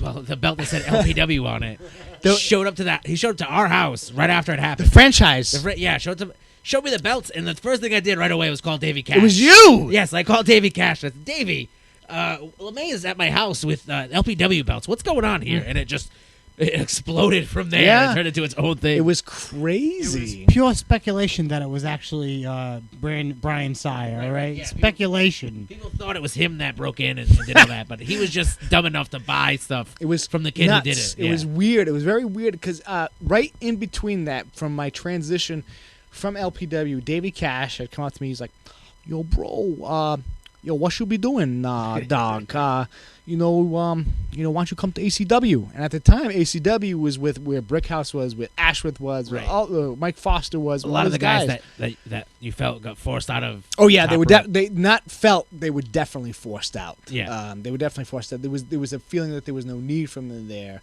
And they were definitely forced out. There's no question about it. They were forced out, and I was like, oh, ACW. I don't know. I haven't heard a whole lot of good things. There was definitely this. a backyard stigma to it. Right. Absolutely.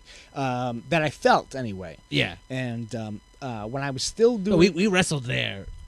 The time when you were doing the LPW stuff, we were wrestling for ACW, and we had a falling out with Dave. We had Dave Oliveira. Yeah, we had an issue with Dave Oliveira. We ended up leaving right before he started bringing in a lot of the Yankee guys. To me, it was just that was so dumb. Yeah, we could have stayed really around and worked with weird. everyone. It was really weird because at the time, even when we were doing UWF, Jason Blade and I, another one of my good friends, Jason Blade and I, we were promoting UWF shows, and we were running in Fall River, and we were flyering like crazy. Right. And we had flyered the Warwick Mall.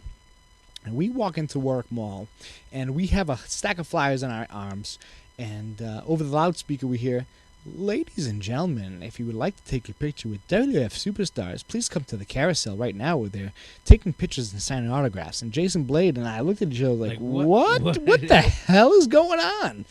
And we go immediately to the carousel, and we see this kid named Dino with fake belts. Yeah. And there's this kid with his arms all painted up like Jeff Hardy. And I was like, what the hell is this? Who is this guy? Oh, that's Vinny Marseglia, Vinny Nero. And yes. And it was like Vinny Nero was sitting there like, and he just like kind of looked at me and put his head down, like didn't want to like.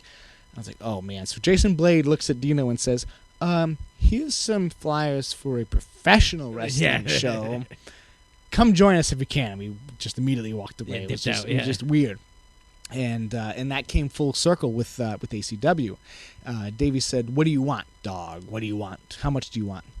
I said, "Well, I'm getting this from Paul Lazan, Right. getting this from Sheldon Goldberg, because Sheldon had just started using me for NECW, which Sheldon was awesome." I said, "I want this amount," which wasn't too far at all from what I was getting at LPW, and I laughed it off. I'm like, "They'll never. They pay. won't give you the money, They won't give me that." And then I got a phone call back, like, "Yo, dog. Dave Oliveira said you're all set, dog. When can you start? When can you start, dog?" I'm like, "Really?" I'm like, "Yeah." He said, yeah. Yeah. And I had been to quite a few ACW shows before, and I had seen I didn't think it was bad. I thought the crowd was awesome. They were really packing stuff up. Yeah. And it kind of pissed me off because you see a lot of the Yankee guys came in. Ryan Drew would come in and shit all over everybody. Right, just sit around and make fun of the shows. Yeah. And there was like a Halloween party where somebody was dressed up like Monster Mack. Were you there? For I was. that? It broke my heart to see that. And Ryan Drew. I was going to tell that story earlier. Oh yeah, it was awful, and this is why I always had heat with Ryan Drew, because he would be so stupid and arrogant about a lot of things, and he would knock this kid down. So, just to let the people know, there was a Monster Mac fan there. Actually, it was Trevor Cabral, our merchandise guy, dressed as Monster Mac for Halloween, and I guess Drew wanted to know. He demanded to know who it was. Yep. So he antagonized the guy and gave him crap all night, told him to take his mask off, and Knocked I him guess down. After he did it, he knocked him down and forced Ripped the mask off. Now, what if that him? was Yeah. you? What if that was actually? I don't know. That's shitty to do. That wouldn't have went down that way if that was me, but... But and once Dave Oliveira said, "Yeah, I'll do it," I said, "Okay, I want my money up front the first show, and I'll be down." And Dave Oliveira paid me regularly, exactly what I asked for. Whether I did a promo, Dave Oliveira never screwed me. Nothing but good things to say about Dave Oliveira.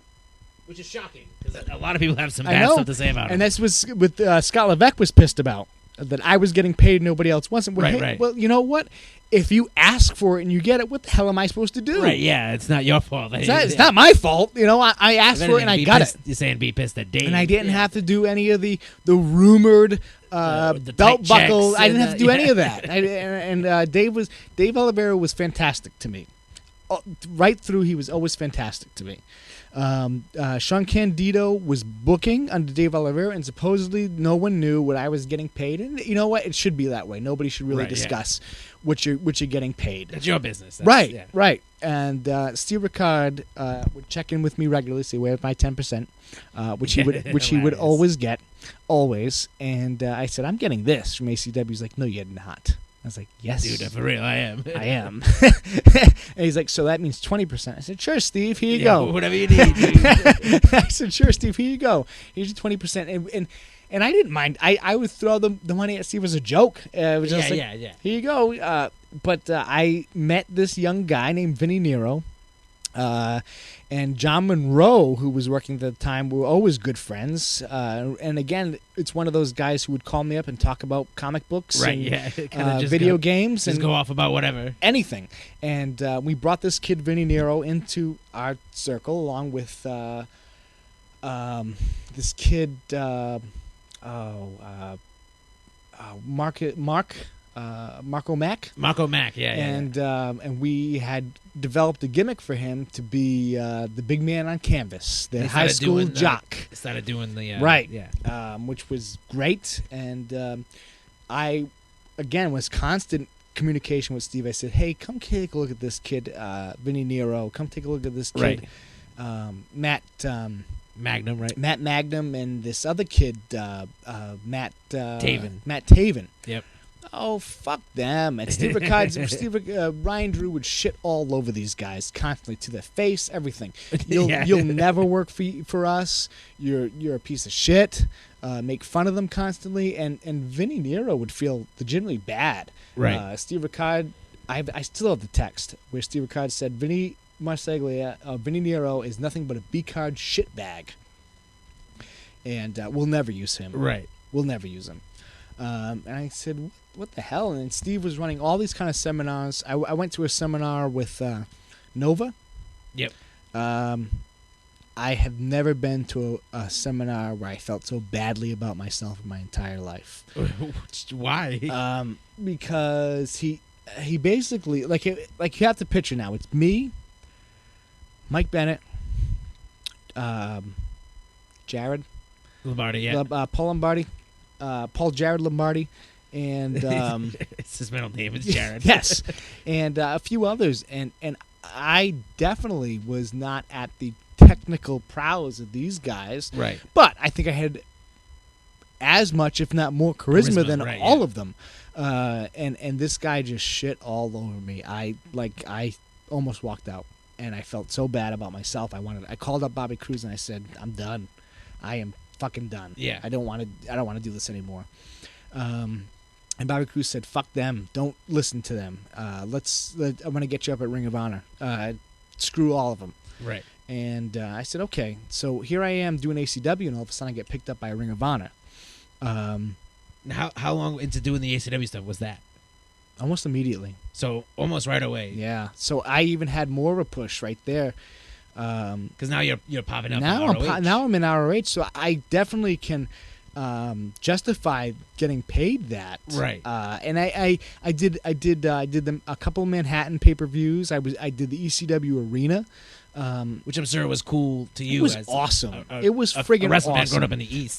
Just to see all the banners with Terry Funk's name and Sabu's name and Chris Candido all up there. Yeah. And they rolled them up for the tapings, but I was right there.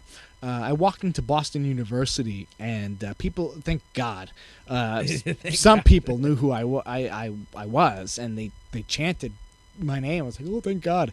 But Ring of Honor was so nice to me. They let me cut the promos, right. And I was at first I was in the dark matches, and for them to hand a mic over to a guy on a dark match was unheard of. Right. Never happened at the time. And I seen them do it with ICP. Right. They did it with ICP. But again, Philly. it's ICP. Right. Yeah. That tape and that match got cut right off the VHS release of that show too. And they handed me a mic and they said, "Talk." Right, they didn't give me a script or anything. I was like, "Really?" Like, yeah. I was like, "Oh yeah." And I'll go get some heat. Yeah. I'll go right now. And it was a fucking honor to to go do that. And here I am with a mic in my hand in a Ring of Honor crowd. I did 13 shows for Ring of Honor. I'm not going to bullshit anybody. I never got paid a dime.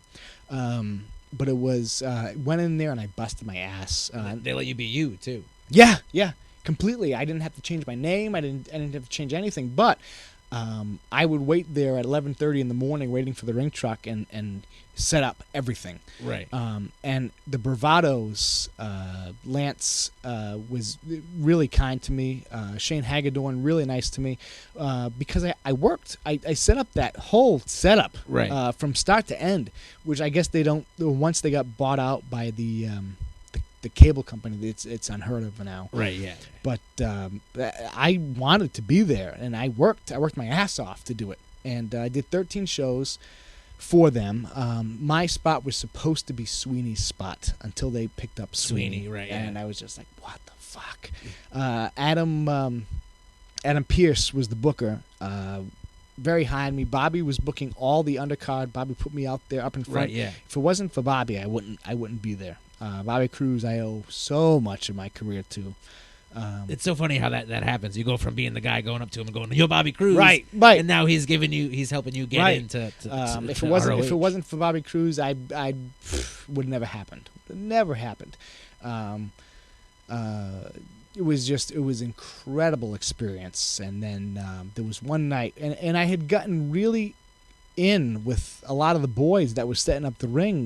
Little Grizzly, Prince Nana, the Bravados, all the guys who were setting up the ring, because I was there. I took and you took the initiative to go. Yeah, and it doesn't happen anymore. I mean, you saw Eddie Edwards, who just walked in there, and I would lean over to him and say, "Hey, how long did you do this for?" And Eddie was like, "I never set up the ring." I was Right, like, yeah. "Oh shit."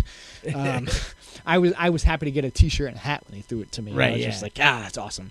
But to work ECW Arena, I stood on the roof of Boston University and had an in-depth conversation with Bret Hart. Where that's where he just like, where he just shit all over Davey Boy Smith for the SummerSlam match was insane. And then they put me on TV a couple times, and it was great. And then there was just it took its toll. It was just like, you got me for 13 shows here. I've done this for 13 shows. Right. Are you gonna use me regularly? It's like, oh, we really don't have a spot for a male manager, because I knew I'm not gonna be doing these 30-minute matches Right. with nobody, like with anybody. I can't do it. I physically can't go do these 30-minute matches where it's just grapple, right, like nonstop. I'm not built for that. I'm just not built for it. But they really wanted to use me as a personality and a manager, and they didn't have the room because Sweeney wound up taking that spot. Right. And I could have kept going, and I just decided not to. And I wasn't a young guy who could have kept going. Right, into just that. nonstop. But how was the transition of doing those like 13 ROH shows to going back to the VFW and then doing a show in front of? for my ego, it was good. Yeah, 'cause you felt like For my ego, it was good because we got a lot of heat. right, yeah, We got a lot of heat, especially with Dave Oliveira. Dave Oliveira basically said, right, and Sean Candido said to me, "Do whatever you want. right, yeah. Just send it to me." I know you did some stuff with Amber, right? You had like a whole feud. Didn't you wrestle her or something? Yeah, well, kind of. Yeah, kind of. We had built up that Marco Mack character. Amber was his cheerleader, Right. and we had set up where Marco Mack dropped the classic title to Amber, Right. and then I beat her by punching her in the face in like 5 seconds. I just punched her in the face, and she went down. I pinned her. But we tried to build up that title, and that's where Dave Oliveira was kind of like On his way out. on his way out. He was really short on money, I couldn't, and I knew it was coming to the point where he can't keep paying me the money that he's paying me. I know he couldn't do it. Right. And then he missed 2 payments on me. I said, "Dave, this is, you got to pay me. Something's going to happen here." And he missed 2 payments, and I stopped working for them. And then Dave went on his way out, and Dave owed a lot of people money. Then once Sean Candido took over, Candido asked me to come back, and I said sure. And that first show I came back, Dave Oliveira was there at that show. Yep. Handed me an envelope with every single dime that he owed me, and it was a done deal. So Dave was always straight with you. He was just Yeah, always... yeah. I have not a bad word. The best paying promoter I ever had. Yeah. The best promoter I've ever worked with was Dave Oliveira. And then once Sean Candido took over, Candido had told us very upfront, "I can't pay." I was there at that first show where he had that meeting where... Yeah. It was a big meeting. "I can't pay." And I was like, what the fuck? Yeah. I got this. I'm doing these. I'm at Ring of Honor. I'm here with Vinny Nero and Matt Magnum and Matt Taven, and that's what I want to stick around here for. And that's when they finally, Ricard was doing these seminars, like I said before, and he did a seminar with, I don't know who it was with. It was somebody. And I said, "Vinny, it's time for you to go. You really need to go." And Vinny and I were really tight. Monroe will say this too. We were so freaking tight. I said, "Vinny, you really got to go." And he's like, "I haven't got the money to do this." So I called up Steve Ricard and I said, "What is it going to take to get that kid into the seminar?" And he says, "It's going to be X amount of dollars. Right. For you, I'll give you a discount." He goes, "Who you want to send in?" I said, "I want to send this kid Vinny in." Yeah. And he's like, "Really?" He's such a shitbag. He's like, "Why would you do that?" I said, "I'm going to PayPal you the money. He'll be there." I PayPal'd Steve Ricard the money for the seminar. I called up Vinny and I said, "Hey, Vinny, go. You're all paid. Yeah. You're all set. You're all paid for. Just go." And Vinny said, "Oh, okay." Yeah. And he went, and that was the end of that. They started training there regularly, and Now he's on every top rope show. right. And I don't know what happened. He just started becoming a Ryan Drew guy. I just I don't know what happened. Like I've even like it was just the way that relationship fell apart is still beyond me. Yeah. It pisses me off because we were really good to him. And you know, a lot of we probably should have shit all over him, and we didn't. We never did. Yeah. We was really kind to him, especially Monroe. Monroe would take him into his house all the time and smarten the kid up. And then once he got into that clique, it was just like, hey, screw you guys, you know. And that hurt a lot, and it smartened me up. Right. I don't think I'll ever do something like that again, or be put in that position. Because it just blew my mind that they did not want to have anything to do with him. And then I sent him out to that seminar, and then it was just different story. Totally different story. And then once the ACW deal went down, finally, Yeah. and that's when we come to the Top Rope anniversary show. And that's the big question. That's the Scott Hall situation. Now, Mac, I don't know if you know this or not, but Gino was the one in the ring with Scott Hall and Just Incredible. Yeah. And we were talking about this a little bit earlier, but you said there's a big fact that nobody seems to touch on. There's a couple of big facts. I wasn't even supposed to be on that show. I wanted because it was the 25th or the 30th anniversary. It was one of the two. I wanted to be in that building because they say it's the 30th anniversary, but that goes back to Yankee too. That's right. Yeah. I wanted to be part of that, and I fought for about a month to be on that show, and I was told no. Steve Ricard was like, you have to talk to Ryan Drew. Ryan Drew was like, nope. And I said, what is your deal with me? I said, what the fuck is your problem? And Ryan Drew finally said, you at an NECW show, you told Matt and Vinny not to drink my Kool-Aid. And that's exactly what I said it. Yeah. Because that night, Vinny and Matt and Ryan Drew were all in a corner in a totally different room from the locker room and wouldn't talk to anybody. And the last time I had seen Ryan Drew, he was so pissed fucking drunk that he was trying to fight with everybody and really made an ass out of himself. It was nasty. It was the most unprofessional fucking thing I've ever seen in my life.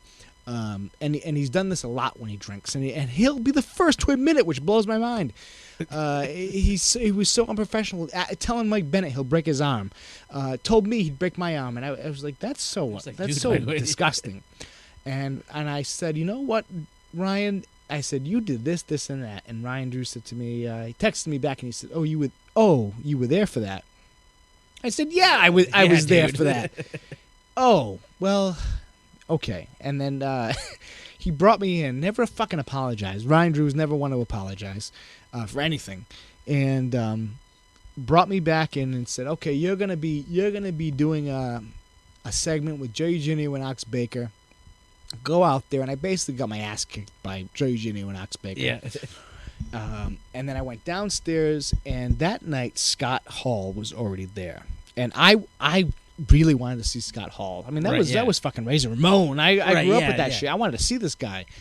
And he was locked away in his own room. And he had come out, and I've never seen a human being look like a zombie. His lips were purple. His eyes were completely bloodshot, staggering. I was scared. On top of, Scott Hall was legit one of the tallest motherfuckers I've ever seen in my life. Yeah. Scott Hall is a big man. Big dude, yeah. And I never realized what a big guy he was. And I had heard from the person who picked him up, she had said that he wanted his money right away. It was craziness. Yeah, a little different than the way things normally go down. It was just insane.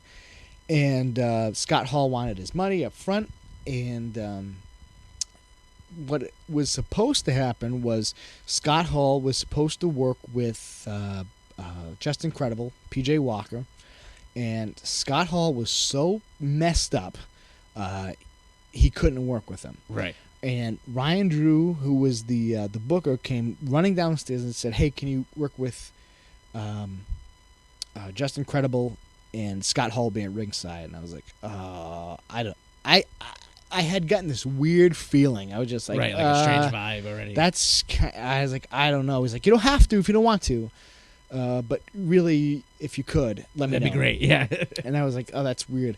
And then Justin Credible had come downstairs. He was like, nope. And Justin Credible said, quote, fuck him. I don't want him in there. It's going to be Scott Hall. It's going to be Scotty, or it's going to be nobody.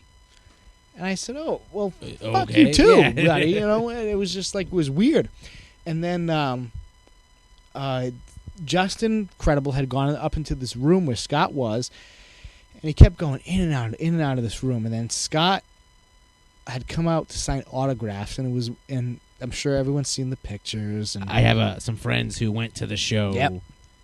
and like took photos with him and got his autograph, and it's just this like scribble. it led like you can't read. It's I was lines. looking from upstairs. There was this window that you could look into, and this one guy.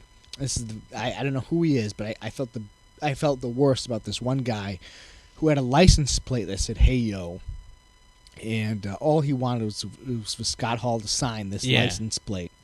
And Scott Hall took the Sharpie and put it down on the license plate, fell asleep, and then just dragged it across. It was just a line. I was like, wow, what the hell is going on? And that was weird. That was really weird. And then Justin Credible came downstairs, and there was something weird going on because Justin Credible came downstairs just as fucked up as Scott Hall at the time. See, now nobody was that, and then It gets mentioned nowhere, and Right. I'll probably get heat for this, but Justin came. He was just as fucked up as Scott Hall at the point, and he came to me and goes, bro, please. And then now he's begging me to work with match. him, yeah. He's like, it's just going to be one kendo stick shot. I'm like, oh god. Here we go, yeah. It's just going to be one kendo stick shot, and it'll be done, and it'll be over with. And I'm like, okay, fine. And we went out there. It was one of the last matches, and I got in there, and I didn't know what the hell was going to happen, and I immediately got a kendo stick shot right to the head, and got cracked right in the head. Went down. I was like, what the hell? And then Scott Hall is on the outside with a wooden fucking chair. The PAO wooden chairs. Takes a swing at me with the metal side, and I put my hands up. I block it. Yeah. And Scott Hall was pissed. He was like, well, first came the promo, and I think he said it was in England, right? he thought he was in England. Right. Like, and Scott even says now he doesn't know where the hell he didn't even know where he was. Yeah. And I walked out there, and the only thing people were chanting and waiting for was for Scott to say, "Hey yo." That's all they wanted. Right. And he never said it. I said it, and people popped for it. Yeah. And I said, "Hey yo," and he goes, "That's real original, isn't it?" And I was like, "Holy freaking crap!" Copyright Master Mack. And it was just awful. I got cracked in the head, and then Scott's swinging this chair at me. I blocked it, and then Scott is swearing at me, "You motherfucker, I'm gonna kill you. You want to block my chair shot?" I'm like, holy Jesus, shit. yeah. So my heart's coming on my chest. I want to get through the match as quick as possible. Scott tried to hit me with a chair again. Got in there, finished the match, and then all of a sudden, and you'll see in the ESPN stuff, I gave him a forearm shot, Scott, because he insisted on it. Scott, from the very beginning, insisted on going out there. Right, yeah. Steve said, "You don't have to go out there." Steve Ricard said, no. And Scott insisted on it. I don't care what anybody says. Scott insisted he'll go out there. And it took Scott forever to roll out of that ring. He was so messed up. Oh, man, that punch he gave you, the spin around punch. It's in slow motion. It's crazy. Yeah. So you stand on the Steve Ricard side, where a lot of people thought it was kind of like exploiting Scott Hall and what he was doing okay. at the time. I'm Steve Ricard. Scott Hall gets off the plane and asks for his money, wheelchair. which is in excess of $1,000, in excess of $1,000. Asks for it up front, and gets it. Right. You are now, as a promoter, $1,000 in debt to this show. Sellout show, 30th anniversary show. What the fuck are you gonna do? Right. Either way, Steve Ricard was screwed. Right, no matter yeah. which way he did it, he was gonna be screwed. The fans are gonna be pissed if Hall wasn't there. If he wasn't there, there'd be refunds. If he was there, Look at the shape. The shape that he was in. You're an asshole for putting him out Put him there. on there, yeah. So I think I would have done the same thing, especially with Hall demanding to be out there, demanding it. Hall never talked to me. Just Incredible talked to me in a slur. Something was off. It was just weird. And I got out there. I got knocked with the fucking kendo stick 2 or 3 times. Yep. Blasted. I got blasted in the head. I hadn't gotten a hit like that before. The end of the match, Hall is now in the ring and trying to pick me up for the Razor's Edge. And I'm you're kicking. terrified, I never been so terrified in my life. Yeah. Never been so terrified in my life. I kicked out of it once, rolled out, and fucking Just Incredible throws me back in. Yeah. Hall puts me into it for a second time. I roll back out. Again, he throws me in. Finally, the best thing I can say Ryan Drew ever did for me. Ryan Drew comes bolting down the aisle. Him and Gregory Edwards pull me out of the ring, and just get me to the back and say, "You okay? Yeah. Thank God for those two, because I think I would have been seriously hurt. Yeah. And I was in a gold suit that night, and Hall was going back and forth yelling, "Where is that gold tampon motherfucker?" Wanted to kill me that night. Wanted to fucking kill me, and I didn't know what to do. And we had a little get together afterwards. At the PAL, and I said to Steve, I said, "Hey, yo, throw him up. You should probably get this footage onto TMZ as quick as possible." Now, I was gonna say, how did you feel when all the TMZ stuff came up, and then I said to Steve, I said, "You get this," and Steve was like, "I don't think that's right." Ryan Drew said, "I don't think that's right. No, you shouldn't do that." And I said, "You'd be stupid not to." I said, "Because how many people were there that night? Somebody is going to have this, and they're going to put it upload online. it on. And you guys going to miss that chance. We're not going to do it. We're not going to do it. We're not going to do it." And they didn't do it. And then somebody had a fan cam off to the right side of the PAL, and they uploaded it. And overnight, it was like 1 million hits. Yeah, it was something crazy. TMZ took a hold of it the next day, and that's when Steve sent them and I the was real like, stuff. We're too late. We're too fucking late. It's done. That video already has that million views. Yeah. I said, we're all done. Forget it. And coming from a guy who wasn't even supposed to be on the fucking show. Yeah. They booked me for a few more times after that, and I came out to the Scott Hall music and kind of played into the whole thing. Yeah, why not? It was something for me to do. But it was one of the scariest situations I ever been in my entire life, wrestling or not. It was scary. I thought I might have either gone to the hospital that night. Knock on wood. Yeah, this is wood somewhere. Knock on wood. I've never been seriously injured except for Alexis Nevaeh broke my nut one time. Which is insanity in its own. It was scary as hell to do something like that. Now, after you did the next few shows for TRP and stuff, what happened to Gino? Where did Gino go? I got old, and I wanted to do other things, and you could see it at Top Rope. They were really pushing the younger talent. And using a lot of the older guys as to get the younger guys over, which is fine, which is good. And they did this big thing with Big Daddy Kahuna, and Ryan Drew had it out, and they wanted to lump me into that, which was fine. But then I knew that I had to do something outside of wrestling, and at the time, I'm all about helping younger guys. Yeah. Oh, and was really about that, and I saw this little startup group happen, which was T Phoenix's RWA, and there was this little boy who had a a match on there. His name was AJ Punk, and it was T Phoenix's son. And I saw this kid have a match with one of the Baldies over there, and this little group, which spawned off JT Dunn, Right. and I think And the Minutemen as well. the Minutemen too. Yeah. Yeah. They started there. And I love JT Dunn. Yeah. Love. I think he's fantastic, and I've gotten a lot of heat over this. over your support of Yeah, JT. yeah, because I feel like it's incredible that this one young man went ahead and went totally against the Did grain. everything backwards. Did almost. everything Yeah. backwards, and he's now.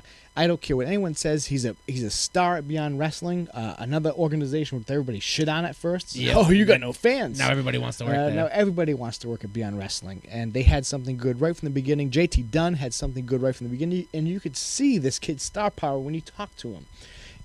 And the thing with JT Dunn that always perked my interest is that he turned it on and turned it off. Right. And he knew when to turn it on and turn it off. And I had a conversation with a group of guys, and I said, and I brought up his name, and they said, "Oh, he's an asshole." And I said, "Why is this? Why do you think he's an asshole?" And they said, "Have you seen how he puts himself over on Twitter? Have you seen this?" I said, "Yeah, but have you talked to him outside of Right, Twitter yeah. and outside of Facebook?" I said, "I'll be damned. I'll put myself over on Facebook and Twitter all day Of long." course, yeah. Have you seen what this kid is like? He's very nice and reputable and a nice person. And I wanted to go work with this group, especially for this young little boy, AJ Punk. Now, when you say boy, too, you mean boy. His kid's probably, what, 12. 12? Yeah. And if I was a 12-year-old kid and I got the opportunity to go jump in there, I would run my little ass right in there. Right, yeah. and go do whatever. And I got in touch with T Phoenix and Jimmy Hansen, who were the promoters at the time, and we had a mutual friendship with the guy Mark Basil, who I brought up earlier.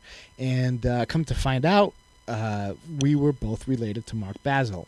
And I said, "Hey, I would really like to come in and work that kid." Yeah. Mostly because I wanted to steal all of his seat, as Scott, Yeah. Levesque, as Scott Levesque would say. And remind me to get into that whole Scott Levesque issue. That's the NECW stuff, right? Yeah. And I wanted to go work with this kid, and I got phone call.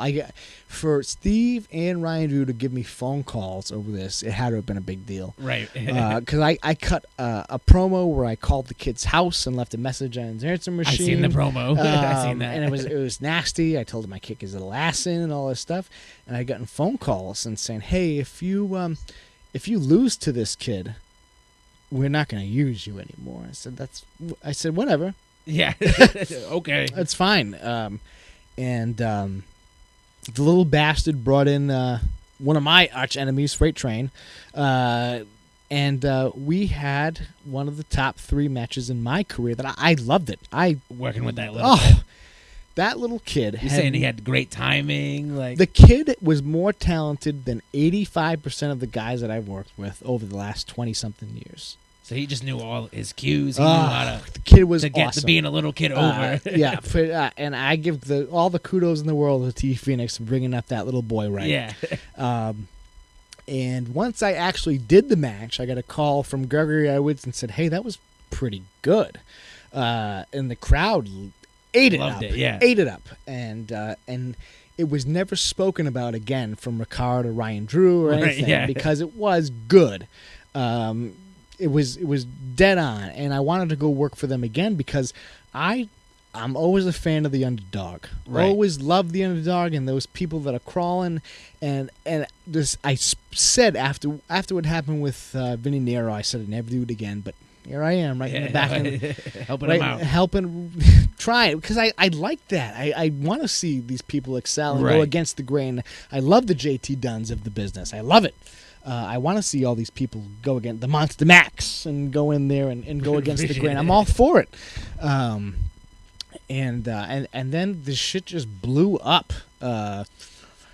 Was told to come in for another show, and the first show was for kids with autism. Yeah, it was like So, Autism Speaks. I think they still do the I chat stuff for that. would never, ever, ever take a payday if it's for a benefit show for kids. Right. PLW, Power League Wrestling, Tommy D's Power League Wrestling, does that all the time, and I would happily go in there. And then I'm finding out guys are getting paid at this show, and they unbooked me, which was unheard of, in order to bring in somebody they were going to pay, which completely pissed me off. And I was like, I'm all set. I'm done. Yeah, that's it. With that shit. No way.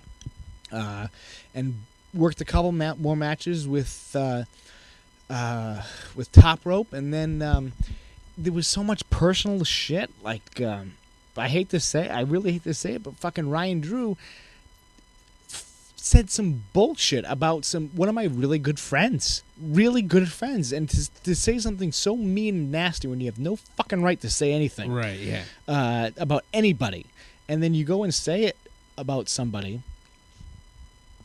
What's wrong with you? Yeah, have a little bit of sense of professionalism, and it just soured me on the whole group. I was like, I don't want to be a part of this. I want to do something else. I want to stay in the business, but try and stay away from it. And that's when I went with my first love, and the person who really got me into wrestling was my Nana, and we would watch wrestling and cook from day one. And she would sit there and fucking sweat, and you son of a bitch, and she would yell at the TV. Yeah. And we used to watch Saturday Night's Main Event, and when she'd go to sleep, I watched Glow at 12 o'clock at midnight. And she would... Glow was so bad. Glow was awesome. It was. In a terrible kind of way. Glow. My favorite was Hollywood and Vine and Godiva. And the funny thing is that now I talk to all of those girls. Yeah, that's awesome. And I'm on a first name basis with all of them. That's great. And it's so awesome. Like Little Egypt is Little Fiji, Egypt, awesome. And I talk to them back and forth. Gremlina, I talked to. I've talked to Hollywood, which was like, whoa, instant boner right there with her. It was just like, and I'm talking to them back and forth because I really wanted to get them. Because they just did the Glow movie. Yeah. And I try to get them over here, but I was all about that stuff. And to talk to a childhood idol like that just blew my mind. But I wanted to open up a wrestling-based restaurant. And I went to school and that's what I'm doing now, is trying to open up this wrestling-based restaurant. And it's tough. It's a lot harder than I expected. But the thing I get going for me is the wrestling. The wrestling connections. Yes, because there's two guys out there. One Chef T.G. Deladon and Chef Pias. Both knew who I was coming in, and I didn't know that they knew, but they kind of hinted around it. Yeah. And they have really brought me in under their wing, and thank God for those two guys, because they're really. Like Chef Pias, he's a guy who is working with McDonald's and getting blueberries to stay fresh for 5 friggin' weeks. How do you do that? And they're really saying, this is what to do on the business side. This is how to meet your quota. This is how to make money. And come on, Gino Giovanni, you can do it. Come bash me in the head with a chair. And they've been awesome. They've really been good. So that's what I'm trying to do now, is still stay within that realm, but I want to really try and separate myself from all of the backstage drama. Oh, drama it is. And there's not too much backstage drama in a wrestling restaurant. Like it really bothered me. Like with exactly. Like with Scott Levesque, and I kind of skipped over the NECW stuff. We'll go back to that before we wrap this up. I always wanted to work with Sheldon Goldberg. I actually I met Sheldon Goldberg when I was with NEWA. It was the first time I met him. Yeah. And I worked the show, and one of my childhood idols was the Fabulous Moolah. Yeah. And I actually worked a show where it was called the LIWA, the Ladies International Wrestling Alliance, I think it was called. And it was Moolah's show. Moolah and Mae Young straight up ran that stuff. And I went up to Moolah, the little 16-year-old Mark I was, and I said, hey, if you need somebody to manage you, I'm here. Yeah. And Moolah already had said, told me, like, we want you on the card. I was the only guy with another guy named Volcano Vic who was booked on the show. Right. And Moolah had said, yeah, come on in. So I managed Moolah. Moolah kicked my ass at the end of the match. That's on my... Of course, yeah. Yes, it's on my YouTube page. You can see Moolah kicking my ass. YouTube page is youtube.com/ I think it's Gino. I don't know. If you just search YouTube Gino Giovanni, you'll find it. Come up, yeah. But the next night was Moolah invited me into and Moolah asked me to come down for to go train with her, which I didn't do, and I kind of regret it. I wanted me to move down to South Carolina and said, hey, come train with me, and I didn't do it. Moolah had this big show, this after party, and it was like Skylar Lowe, the midget. Yep. It was Bob Backlund. It was Jim Cornette. It was Moolah, Mae Young, all these crazy names. They were just like, it was insane. It was insane. Of course, I was sitting there like, I'm entitled to this. I'm 16. I deserve this. And the guy who spoke at that event was Sheldon Goldberg, and he was billed as the wrestling historian. Yeah, he was in the Unreal Story of Pro Wrestling A&E documentary as a wrestling historian. Yeah. And I was like, I want to be in a documentary someday. And I was actually in the Wrestling Road Diaries. Oh, that's awesome. Colt Cabana's Wrestling Road Diaries. But it was crazy. I met Sheldon Goldberg that day, and we had talked a little bit. And again, it was that Bobby Cruz fascination with like Google eyes, like, oh, Sheldon Goldberg. And the only places I really wanted to work was Chaotic, which at the time was like the Willy Wonka Chocolate Factory. Nobody went in, nobody went out. Right, yeah, there was just I never got that opportunity guys. because I always wanted to work with Maverick Wild. I've always wanted to work with Knuckles Nelson, never got the chance to. And I always wanted to work for Sheldon Goldberg. And once Matt and Kyle Storm got into NECW with Sheldon, I got in. And me and Sheldon got to talk, and he's like, oh, my God, I remember you. I remember you. Yeah. And Matt and Kyle Storm brought me in as the mouthpiece for Scott Levesque. And they're like, oh, we want you to speak for Scott Levesque, and, you know, his promos are okay. And I was just doing what I was told. Right. And I know Scott had said, he's still on my heat. He's still this, he's still that. I was like, and I listened to it. I was like, what the fuck? I was just doing what I was told.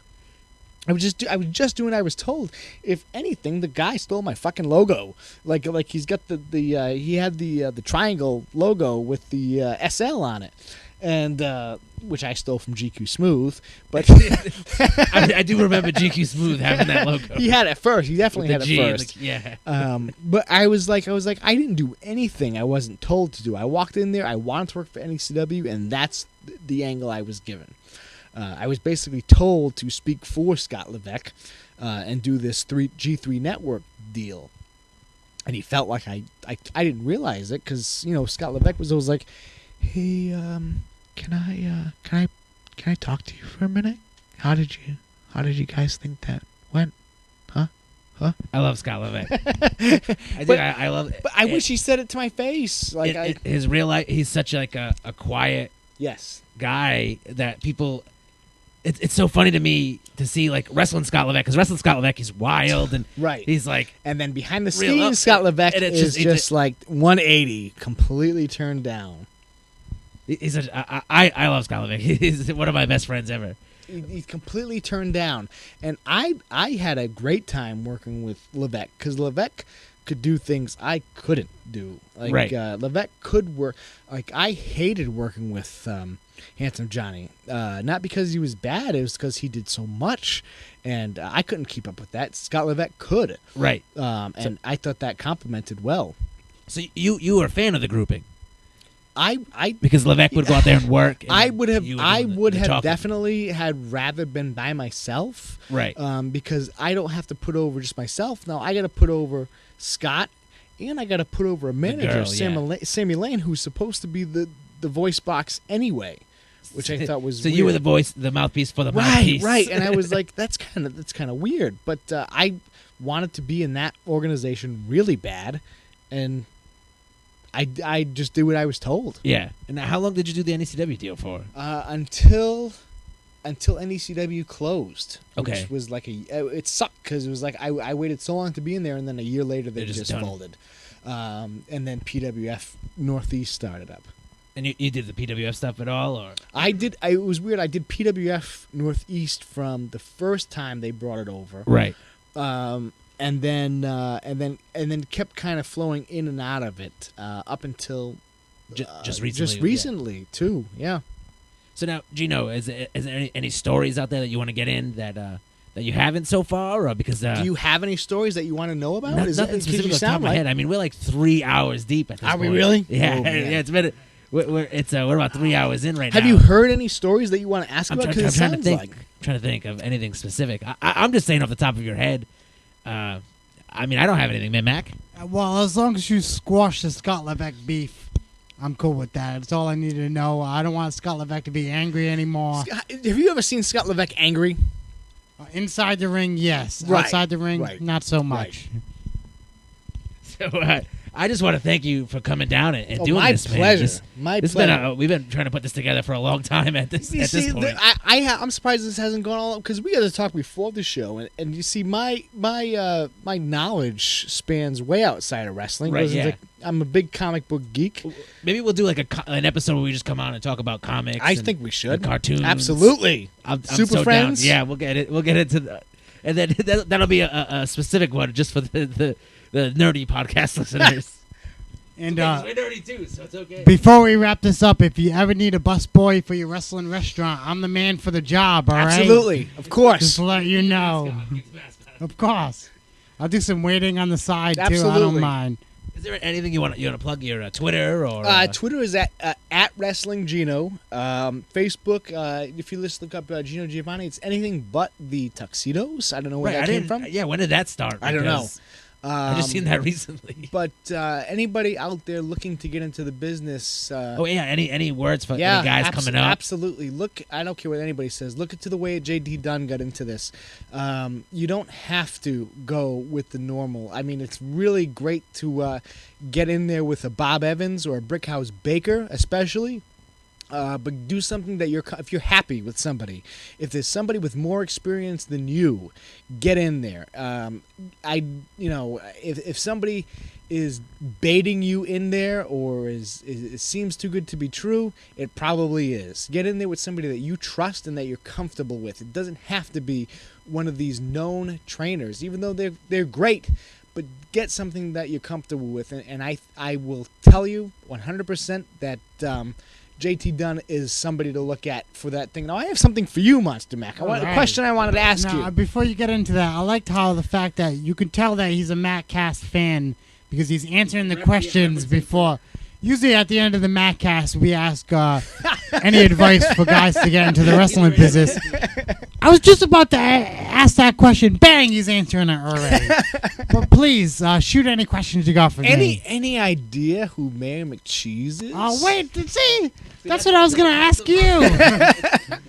Hashtag 1000. See, I had strong suspicions that it was Gino Giovanni before this MackCast. But I don't know. Not really, no.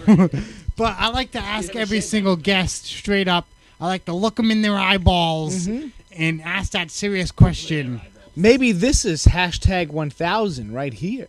Are you not Steve Ricard? Oh, no. No. No, absolutely not. No. Absolutely not. So you're not at Steve Ricard, but are you Man McCheese? Could be. Could be.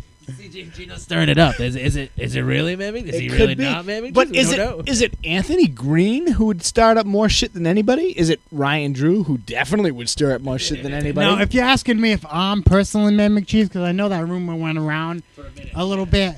I don't know how to spell whatsoever, so if there's spelling errors. So who's a good speller? I don't know. That's a good question. Gregory Edwards is a pretty good speller. Yeah, he did go to that. I think Gino Giovanni's a damn good. I know how to use a semicolon. Oh, see, there you go.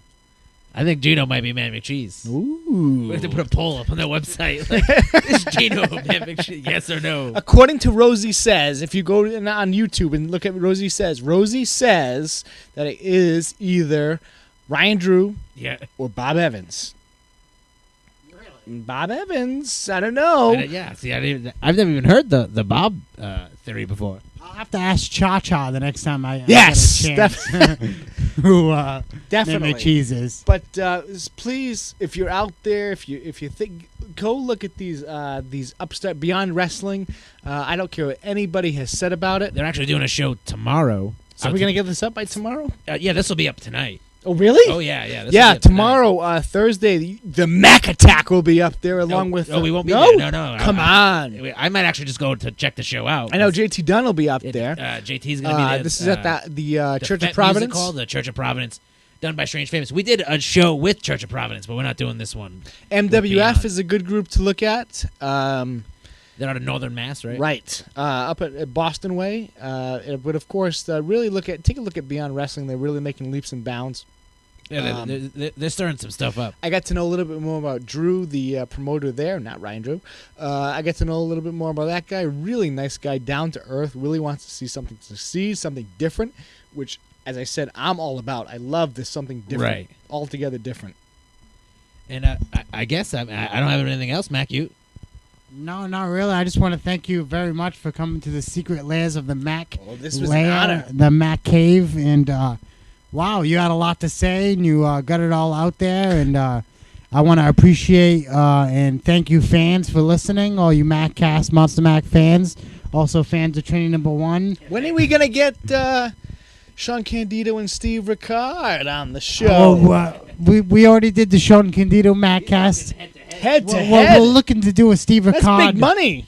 We're looking to do a Steve You tell Ricard Steve one Ricard first. it's big money. He'll be right in. I'll have to give him 10%. 10% of what we make. 10%. That's all I asked for is 10%. But yes, thank you very much. All you Monster Mac fans, thanks for listening. I can't thank you enough. I got to thank you like 4 or 5 times before we exit. So I'm just going to hand over the mic to Train Number 1. I am Training Number 1. This is Monster Mac. Gino, we'd like to thank you once again. Thank you, buddy. so much coming out. Ladies and gentlemen, have a good night.